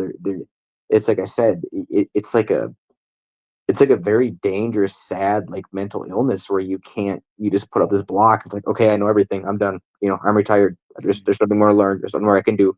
I've reached my full potential. That's what these people are basically doing. That's what they're saying. It's like, I can't grow. I can't move forward. I can't learn. It's like, well, no, you can, and like, to go off of what you were saying, I mean, like I said, I don't judge anybody if you're religious, whatever you believe in, whatever you want to do it's up to you. Everyone's their own person. You can do what you want, believe what you want, but it's just, it's like I always say, there's no backbone in society. There's no backbone with people, and this is why you have, you know, um, it's like, and people can think they're better than you because like, oh, look at me, I'm a Republican, I'm a conservative, I'm voting for Trump, I'm a Christian. It's just like, and you look at yourself, it's like, well, how can you even be voting? If you're a Christian, it's like, how can you be voting if you're religious? I mean, isn't your, why are you looking up to this guy? It's like, and then why would you look up to him? And then, what are you even doing? And do people even like think about these things? It's like, it's like someone that goes to, church every Sunday, it's just like, oh, well, and I'm gonna, I fit in with the conservative side. And it's just like, or I fit in on the Republican side, or I'm red. It's like, what does that have to do with anything? It's just like, why don't you just be who you want to be? It's like, oh no, this is who you have to be, and this is how you're gonna dress, this is how you're gonna look, and this is who you're gonna follow. I mean, that's the problem with this world, is it's just like, you know, and I think a lot of it comes from the school too, where you're just gunned down these alleys of who to be, and people are just lost in life. I don't know. For me, I never could get into the religion or the religious, the bullshit or any of it for anything. It's just like, because it's just like, you just see the people that are in it, and it's just like, um like I said, just some of the worst people I've ever met. Christians, just some of the most awful people. Not all of them, but you know the majority of them. And you got these other people too. It's just like, they're just, it's like I said, it's just, it's like the government's place for these people to hide. It's a it's like a big security blanket. It's like, oh, I need a savior. It's just like, um and I think the biggest thing with the two is it's a way to take, everything everyone wants. um it seems like today, at least, everybody wants like their way out of themselves. So how you do that is you just, whichever way you want to, go. It's like, oh, well, I don't feel empowered myself, so I'm just going to go do this. It's like people don't, have their own empowerment, their own inspiration. They don't have people. Everyone lacks charisma. They lack toughness. They don't have you know, a leg to stand on. And that's the problem with society. Because if you had people, people like us, that we're not out to, go along, get along, to fit in, to be part of a trend, you wouldn't have the problems you have today. That's why the world is, everyone competing with each other. People aren't working together, coming together, because, it's, you just have these hive minds, but they're toxic hive minds. These it's like it's like this the shooting we're talking about too. That's at the Christian school. The religion being brought into it. And then it's just like all these religious stories you hear, and it's just like, this is how they get these people, and then all these people are going to be, you know all in this because, oh, they're all red or conservative or Republicans or Christians, and then they're going to rile them up, and then they're just, then they're going to go do and have them do whatever they're going to do. It's no different than the BLM, the Black Lives Matter, the Antifa, anyone else. It's just here, we'll just get you in this alleyway, we'll get you down this line, and there you're going to go, and then that's just what it's going to be. And that's just what it is to me. It's just like, if people just had their own independent mind, their own independent thinking, and then decide whether or not you want to be religious and what religion you want to follow, versus other way, just, oh, I'm this, and that's just what it is, you know. That seems to be how everyone is, like, oh, this is what it is, you know. What are you gonna do about it, you know? Beautifully put. Yeah, I mean that I got to remember to 3 minutes and 20 minutes in. I'm gonna go back and try to clip that because yeah, that was well put. I completely agree with that, and yeah, yeah. What I was saying is, for the religious minded person, if they make it this far in the video, you know, the first thing, the easiest, I think, thing to do is disparage because it's disparaging in the world. It's disparaging for us to see it play out the way it plays out when we know that just a slight shift, we could be under the same banner, but because they're so stuck under their banner that we would have to join their banner for them to listen to us. That's the difference where I think it's a little bit, like you said, toxic. Um, and yeah, if more people functioned, in a different way to where they were more open to, you know, not fly a uniform banner because that's almost like where we're headed to anyway. That's kind of like a bad thing. But what you were saying, yeah, less than never the opposite of flying their banner, fly your own banner. Um, you know, be you be unique enough in your but unique as far as to say use your confidence, use your edge that you've given yourself, that you've found in yourself, I should say. Never mind given yourself, but you found in yourself, because I don't think we've done anything special. That's the other problem I have with like society as a whole is I look at myself and I'm like, honestly, okay, most of my life I've been the smartest kid in the room, and I'm not trying to brag or anything like that. But even with adults in the room when I was younger too. I'm not even lying. But there's this idea that I'm sick of it. I don't want to feel like I want to be surrounded by like-minded people. It's not fun to it's not like I get any joy from thinking I'm the smartest person in the room. Not smart as in like necessarily like book smarts or anything like that. It's a mix. But I don't want to be ostracized or separated from everybody else. I want the exact opposite. I want like large groups of people hanging out and all, not necessarily all thinking the same things at all. I don't want that. But, just the ability to come together and the fact that we can't look around and see how lost that is. And, this is pre COVID, but, obviously everybody loves to, use COVID as a marker, which is, I think, what they wanted, by the way. Oh yeah. When they write their history books for the future, they're going to write them the same way they do now. World War One, World War Two, Vietnam, Spanish flu, this COVID, 9/11. There are the new history books. They're going to read the same way as the ones we did.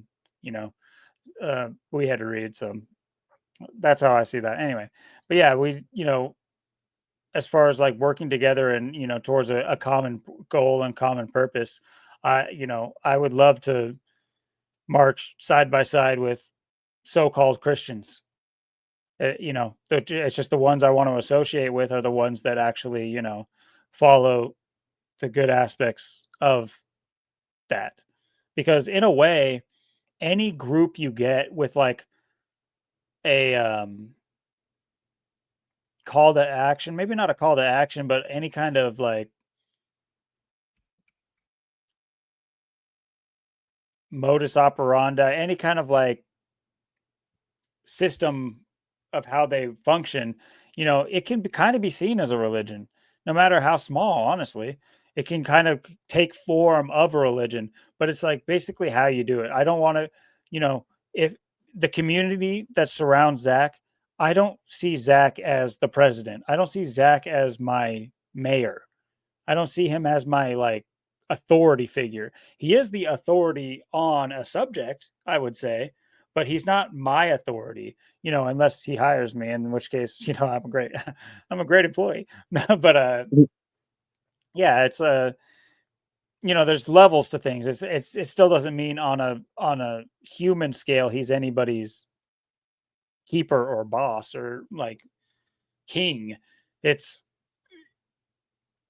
so it's like there's aspects of religion that I think are fundamental, and it's just we think of them as bad because we don't realize that it's innate.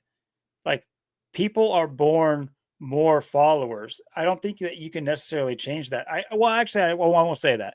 I think men changing every year that men step up and re-enter the role as as fathers. I'll specifically talk about fathers, but this is every man because like, there's uncles and there's brothers, or you know what I mean, like that. So it's like you don't have to have kids to be in a kid's life and be a role model, I should say. But every year that those things are instilled, it can get better. Like every year, men can step back into their role as a man. We're not so far gone, I don't think.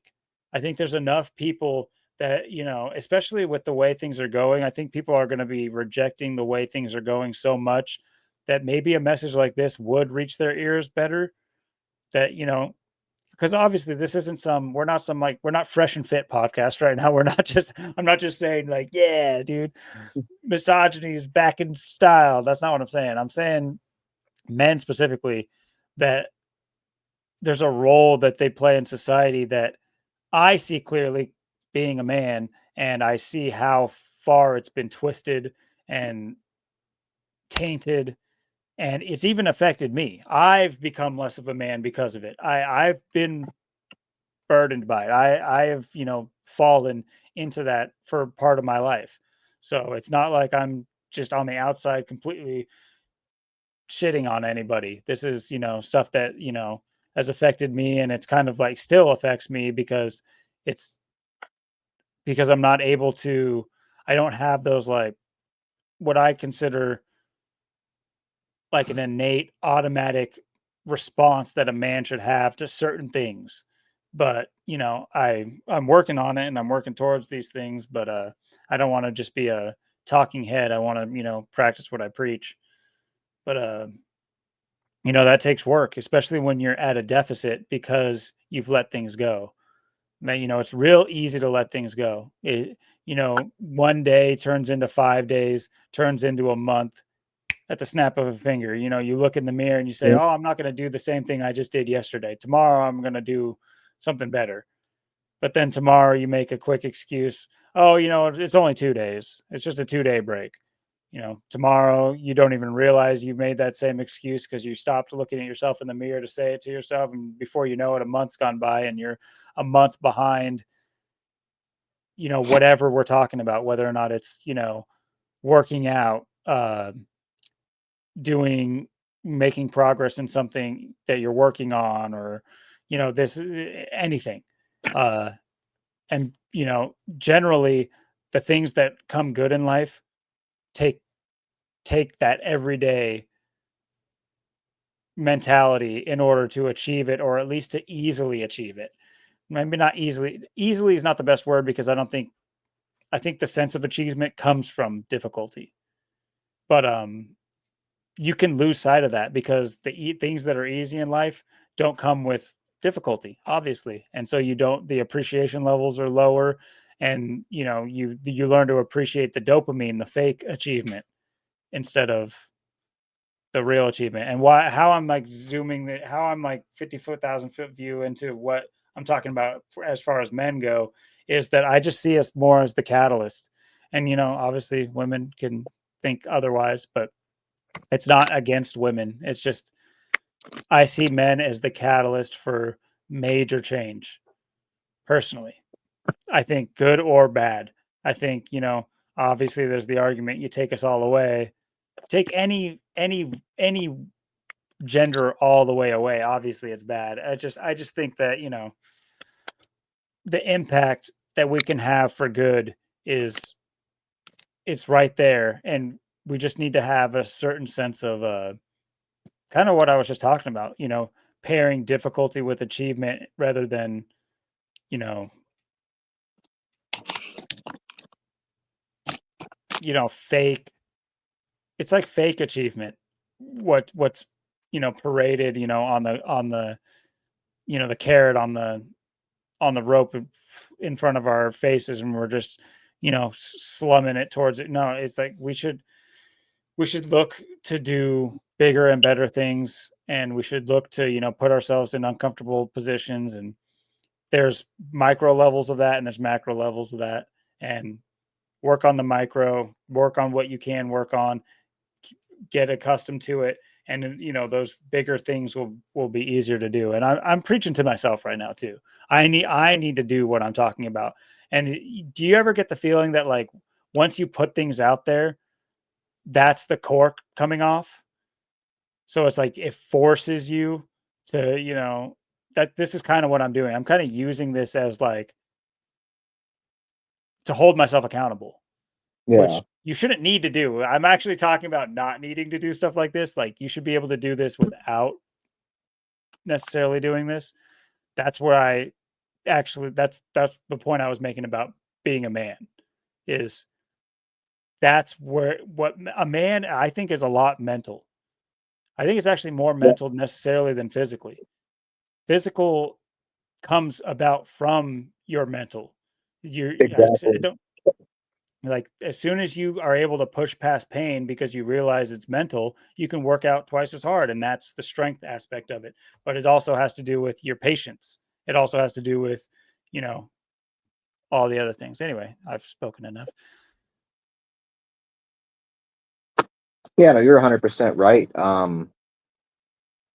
Like what you're saying, like when it comes to being a man, it is mental. All is mental, and everything is the power of the mind. I mean, that's just the thing, and and it's no different. I because you see so many, it's like we're like I always say, where's all these big, strong, mean, masculine dudes? These dudes on roids. Where's all these tough guys at? It's just like when you look at Portland, it's like who shows up? Me and you. It's like, are we these big roided monsters? Are we that mean, scary, tough? I mean, am I that intimidating? I mean, that's what people have to really look at. And that's why I for men, that's just what men need to do as a whole. They have to look at themselves, and they just have to, you just have to be the best overall of yourself you can be. I mean, you have to be as good as you can be in every area. You got to have the agility. You got to have the flexibility. You got to have the speed, the acceleration, the stamina. The strength. There's so many things you have to pride yourself in so many areas, and when you start doing that, um as a comparison, like I said before, like for me, like I rather be, it's like, what would you rather be? Would you rather be a billionaire or trillionaire but just be a loser? You could look like Trump or Bill Gates. Would you want to be that? I mean, yeah, you're a billionaire, but you want to be a loser like that? Or I mean, you could have you know basically not much money or not much shit at all. You could be like me, but you could be a whole hell of a lot cooler, a whole hell of a lot better looking. I'll take this any day before I take that. Like I said, I don't care if I end up fucking, broke, homeless, dead, alone, whatever. I don't ever want to be a loser like these people. So it's Mhm. like, that's what men have to do. I don't even care about, money and status and all that shit. I just, I do what I got to do. And yeah, it'd be great to have, millions and billions, but you're not going to get that when you're doing this shit and saying the things I'm saying, and you're not going to be promoted.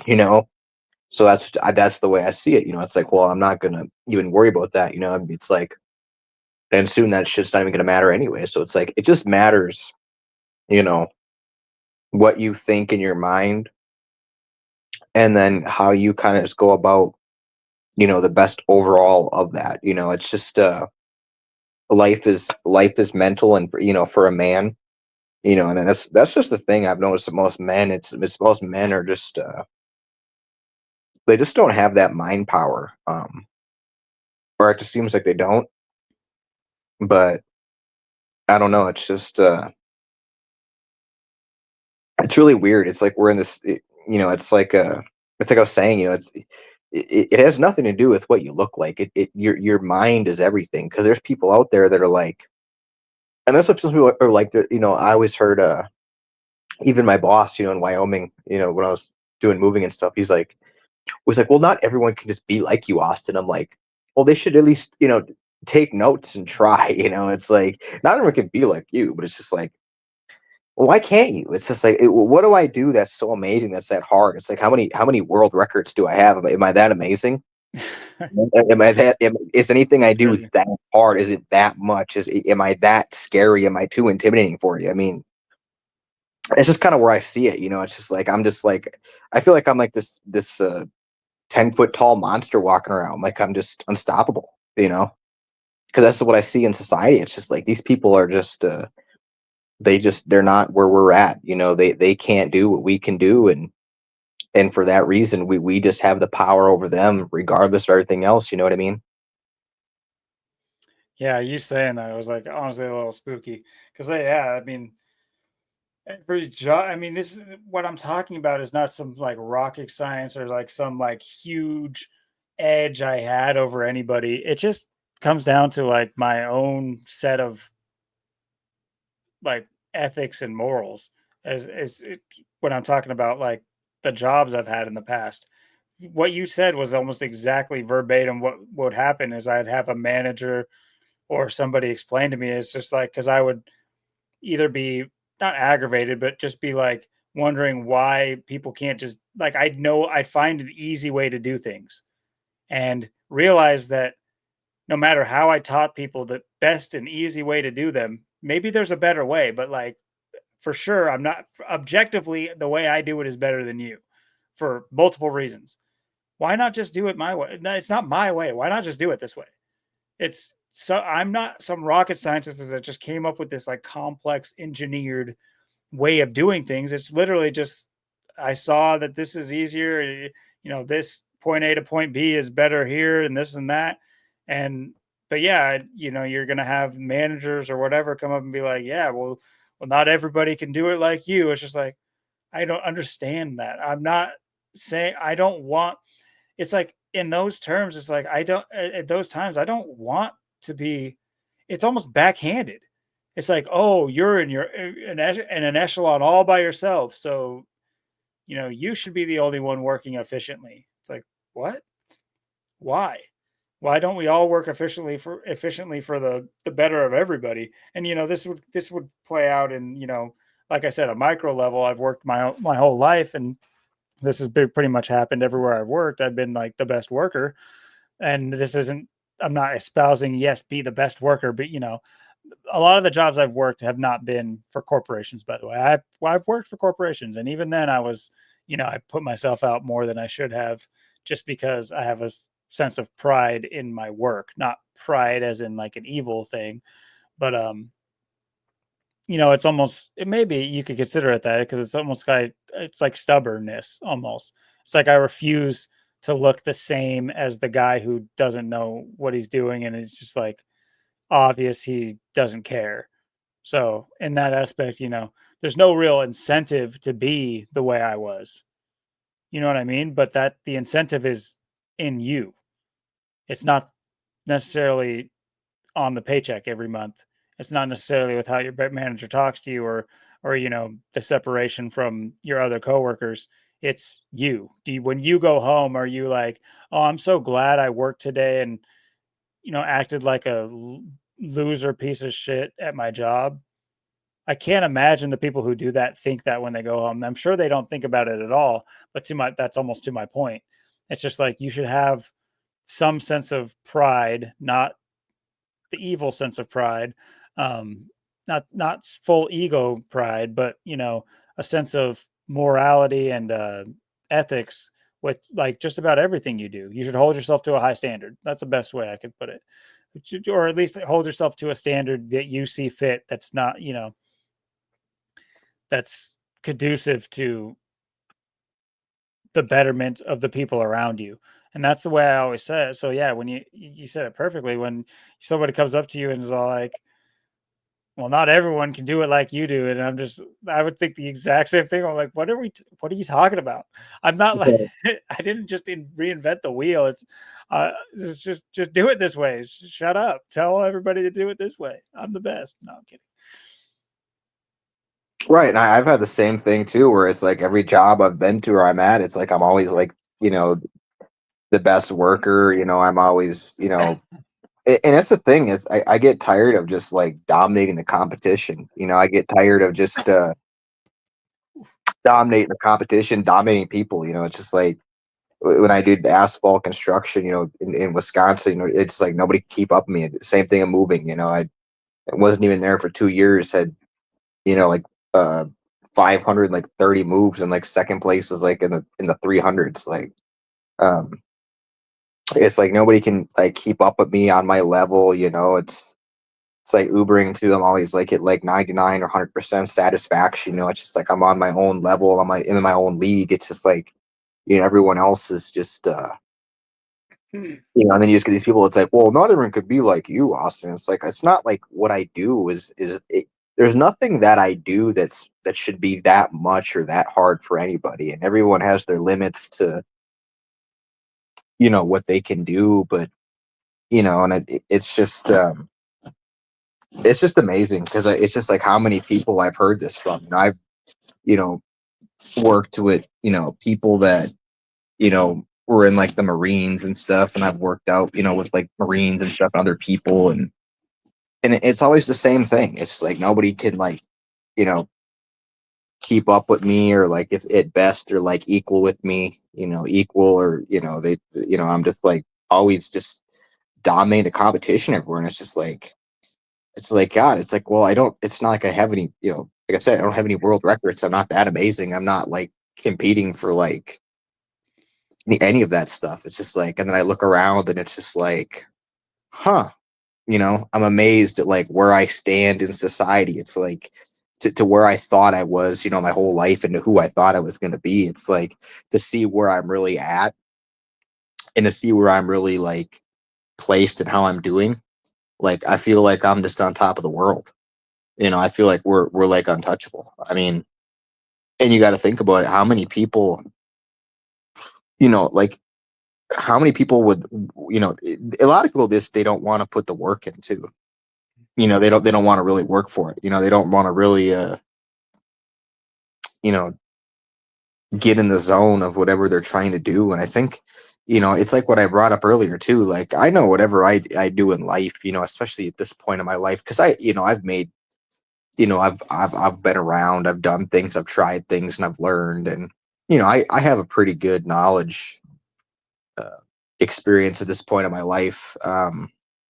There's a lot of things I wish I maybe would have done or could have done, or maybe had spent some time. But it's like to be where I'm at, like I know what I want, what I'm looking for. It's not like I don't know what I want, what I'm looking for. I mean, if my future is you know out working with Zach, or we're both working out with Zach, and like out over there, or I'm over there, or whatever. It's like, or you know we're both living down where you just moved to, or I'm still at where I'm at, or whatever I do. It's like there's only going to be so many things that I do, or that I want to do, or that are, even because it's like at this point in your life, you're only going to do certain things, and it's not even going to be about money or anything else. It's just going to be about what makes sense and what you got to do. What do you got to do, what needs to be done, and then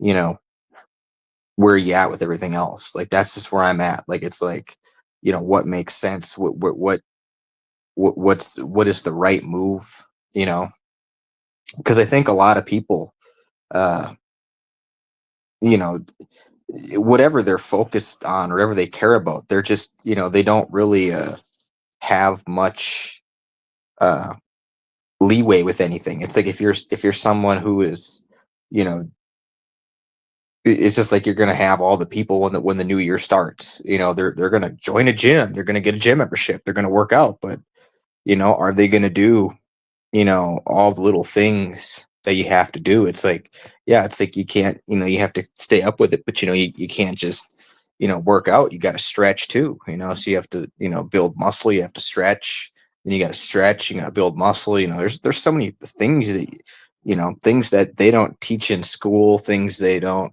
go over, there's a lot to it. Um, at the end of the day.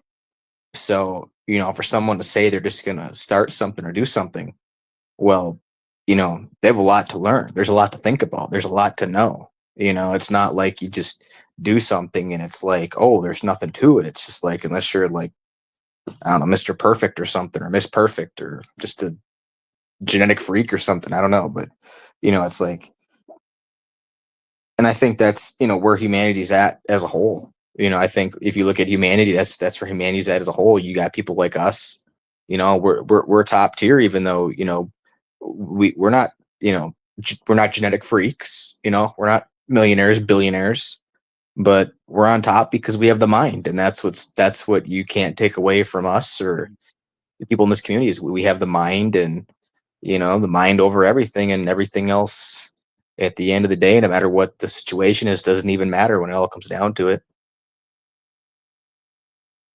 Well, once again, that's another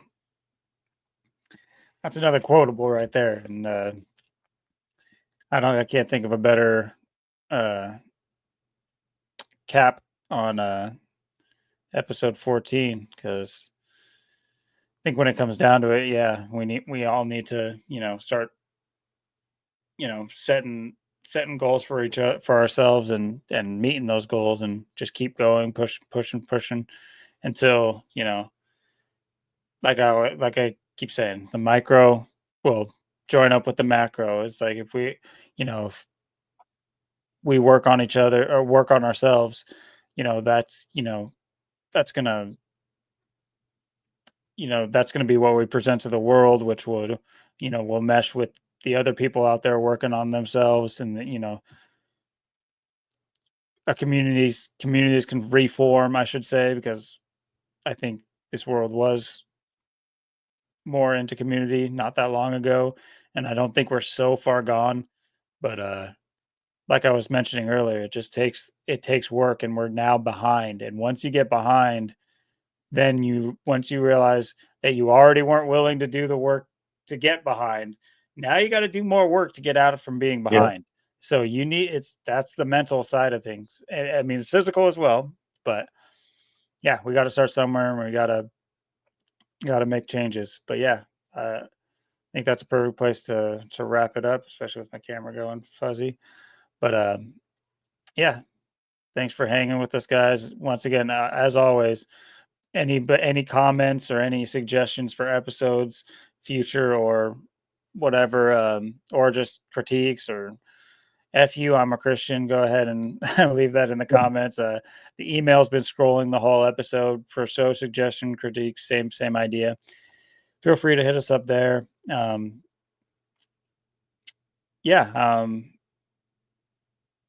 I think that was a fun episode. I enjoyed it. Every episode's fun in its own way, but certain ones just have more of a, I don't know, just an easier flow to it. But yeah, that was fun, and yeah, as far I think we got a lot covered, and well, next episode is episode 15. Hopefully, we have our first guest.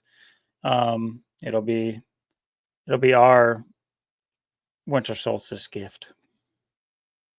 Yeah. And like I said, I'm real excited. We got one more episode here for, to finish her out. And then I go cut my hair again. But, yeah. And like I said, and once again, thanks to Zach, of course, for all the hard work and everything he does. And, um, yeah, who knows? Maybe someday I'll, yeah, be an employee out there. Maybe we'll both be employees. Who knows? I mean, that's the direction, and that's kind of how I want to, wrap this thing up too. Like with my direction too in the community too is like, um, with Zach too. Because that's what I'm really looking for out here too. Uh, to obviously be in that. It's like I said. Wherever my life takes me, wherever I go. is something that, I know it's a work in progress. I know he got that building out there a year ago, and I know, it's takes money and resources, and it takes, a lot, and, there's a lot to a lot of things. And, you know, and for me too, it's like, things that, I can bring to the table for other people too. It's like, it's almost something where, I've thought too, maybe it's like, I've thought, do I want to be like almost like a, what do you call it? I could like almost like become just my own personal trainer or whatever, someone that's not like maybe necessarily qualified, but someone that could do the job. It's like something to that effect, or someone that there's a lot of ideas, it's like Qualifications are a scam. That's right. that's where you get For into everything. licensing and Yeah. Oh, you gotta degrees, have 4 year degree, bro. mhm, You're not qualified, bro. It's just like certificates. It's like, shut the fuck up. you didn't spend 250,000 on college, bro. You're not educated. You didn't go Mhm. to the university and read our books. Yeah, that's a huge point to end with too. Yeah, uh, and that's just the biggest thing. Like what I said, even with my own life is just the future of everything is a scam. The way everything is to get into everything is just a scam. You got people that uh, will say don't have this degree or don't have this knowledge, doesn't have this skill or whatever. It's just like, and and like, no matter what, like there's so many things, like I've, like I said, I do like cash jobs, I go mow people's yards, you can go, work, and do cash, work for cash, there's like dog walking jobs that, it's just like, and that's the thing too. It's like, to try and even start your own business today, it's just like, if you don't got hundreds, thousands, or millions, it's like the chances of it getting off the ground. Because I actually had my own business. I started back in 2014. It was like a cell phone business. Mm. It was like when I first got my first iPhone, and after that, I got a smartphone in like 2016, like 2 years later. But I tried to get people and recruit people into doing it, and making money, and I never went anywhere. So basically, wasted $500. But it's one of those live and learn situations. There's so many things out there you can do. I mean, you know, to start your own business. I mean, I don't even necessarily recommend that at this point. Like, and I brought up two in other episodes too. We're not all meant to. We're all just people. We're not all of us are meant to. Start a business and do this and do that, and to have such certain fundamental roles in society.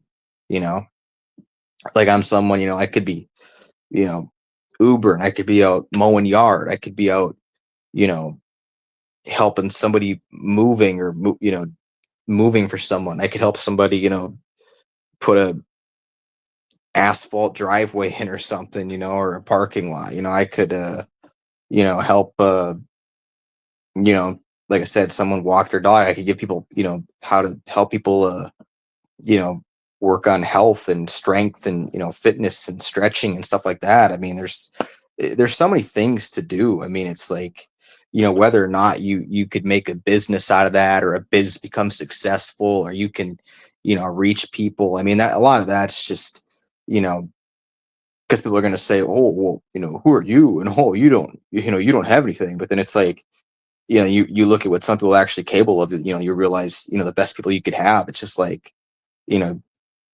the guy that makes $100 an hour, well, he should be worth 2025, and me who's making 2025, I should be worth 100. I mean, that's just the way it is. These Mhm. people are, and that's just how they scam you into society. you know and yeah, it's you know that's why I said, like, the future for myself is going to be something where I'm making progressive plans, and just going slow. I take my time with things, especially at this point in my life, because I've made decisions. Then you realize, like I said, I thought, people would want to come together, communities would be better, people would be better. And as I realized through my life and how much time I've spent, I've seen just how bad it's gotten, and just how disappointing society and people are. So I know what I'm up against, so it's not like I don't know there. And and I, like I said, where I'd even live, I've been brought up, too, like, possibly, moving and living in like Phoenix or something, because I've never lived in the South. I've never lived in the South. I've traveled the South. I've been in the South. Never lived down there. Um, but with me being here and me liking it here, and you being here and Zach being here, chances of me staying here are pretty high. You know, like I said, there's that off grid stuff too. I've been to down there, and like Arizona, New Mexico too, and riding horses and stuff. So there's options. Um, and who knows, maybe we'll have to, flee here and head in that direction. Maybe we'll have to flee there and head in our direction. I mean, you just don't know for what's coming. I mean, that's what I mean. Like with these people, and this is the biggest thing too. I think, if I could, give people advice, it's, you have to be patient, take your time, and because these people will just they'll jump you and make you look bad. I mean, sometimes a lot of people think things are so super obvious, and it's really not. It's these people are, well calculated. They know how to, spread things around and move things around and change things on a dime. And, things aren't always as simple and easy as they look. So, you know, for people that are, in my position, I think the best thing right now is patience and wait to see where we are by, April or my birthday, and then where we are by summer and stuff. And because where we are a year from now, it's going to be completely different. We're going to go through a lot in this next year, and, um, people on this channel. And, like I said too earlier, hopefully, people reach out to us. Like I said, I know, Gnostic Knowledge, Vanessa, she did live out here. She moved to Mississippi, but if other people are in this area or come to this area or, Meetups and plan on visiting, playing videos. Yeah, we should get all that going. yeah, because I think too, the more our channel grows, the more people that, come on too, I'm sure they're going to have a lot of stories to tell. Um, and I think a lot of people overall just right now are in a transition point in their lives. You're moving, to Washington, you're crossing the border, and, I'm waiting to see what kind of happens in my own life, and, what I'm going to do. And, and then, it's kind of remains to be seen if, Zach ever does get, like a stuff really rolling, with the employees and people out here working and stuff. And if that'll be us and that does happen. Cause I feel like, you know, right now, you have to look at it, like a year from now, how much this community grow. And you brought up a great point, if Zach's channel gets taken down again, we might be at the front lines of the community. I mean, there's so few people making YouTube Really videos. There's so crazy. few there's so few people that come out. There's so few people that pound pavement. There's so few people that um, seemingly want to make a difference. But I feel like, people like me and you could inspire people, because like I always say, if I can do something, you can do something. And, I've said too, you meet people up in person, and, it was the biggest thing I noticed. And, like when we met up too, it was, we just met up, never um, really talked before, and all of a sudden we met up, and it was just like I said, it was just clicking. That's the beauty of it. There's nothing like meeting people in person, and when you meet people in person, you can give up vibes. You can really feel and see what people are like. And like I said, I've met Zach, 5 times now. So and every time, it's different. Every time it's different.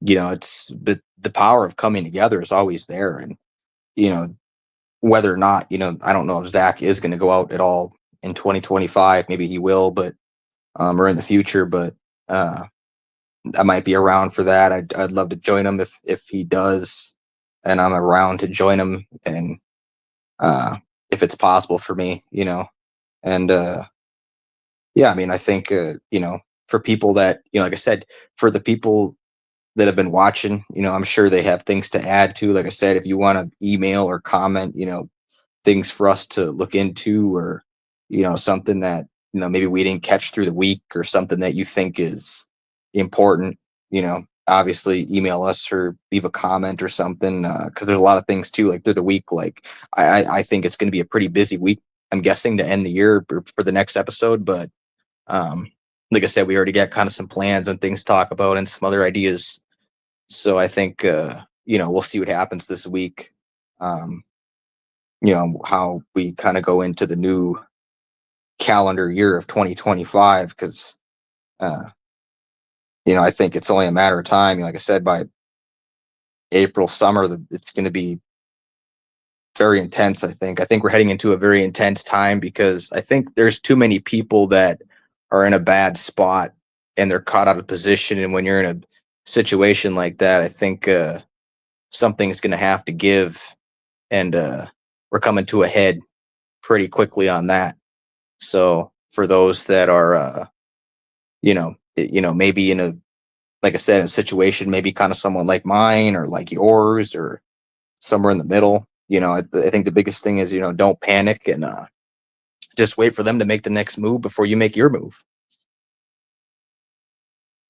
It's 4D chess. Gotta you realize you're playing against master masons on their black and white checkerboard. You just gotta be not necessarily steps ahead. You just gotta be ready to counter, because there's no knowing the whole of their scheme. But one beautiful thing about Zach's channel is free knowledge. It's free it's the only one that I know of that gives you foreknowing, so he's pointed things out plain as day that are going to happen in the next week, the next month, the next year, and they've happened. And this isn't magic. This is a mixture of gematria knowledge and pattern recognition. That's what it comes down to. But yeah, like you said, hit us up in an email and a comment. And until next week, episode 15 weeks in a row, we're cooking. Coming big 1-5, baby. The big 1-5 is coming in. The reflection of 51 conspiracy, baby. Yeah, Adam Weishaupt. We got maybe we'll throw in some more of him in there. But yeah, till next time, peace out. Peace.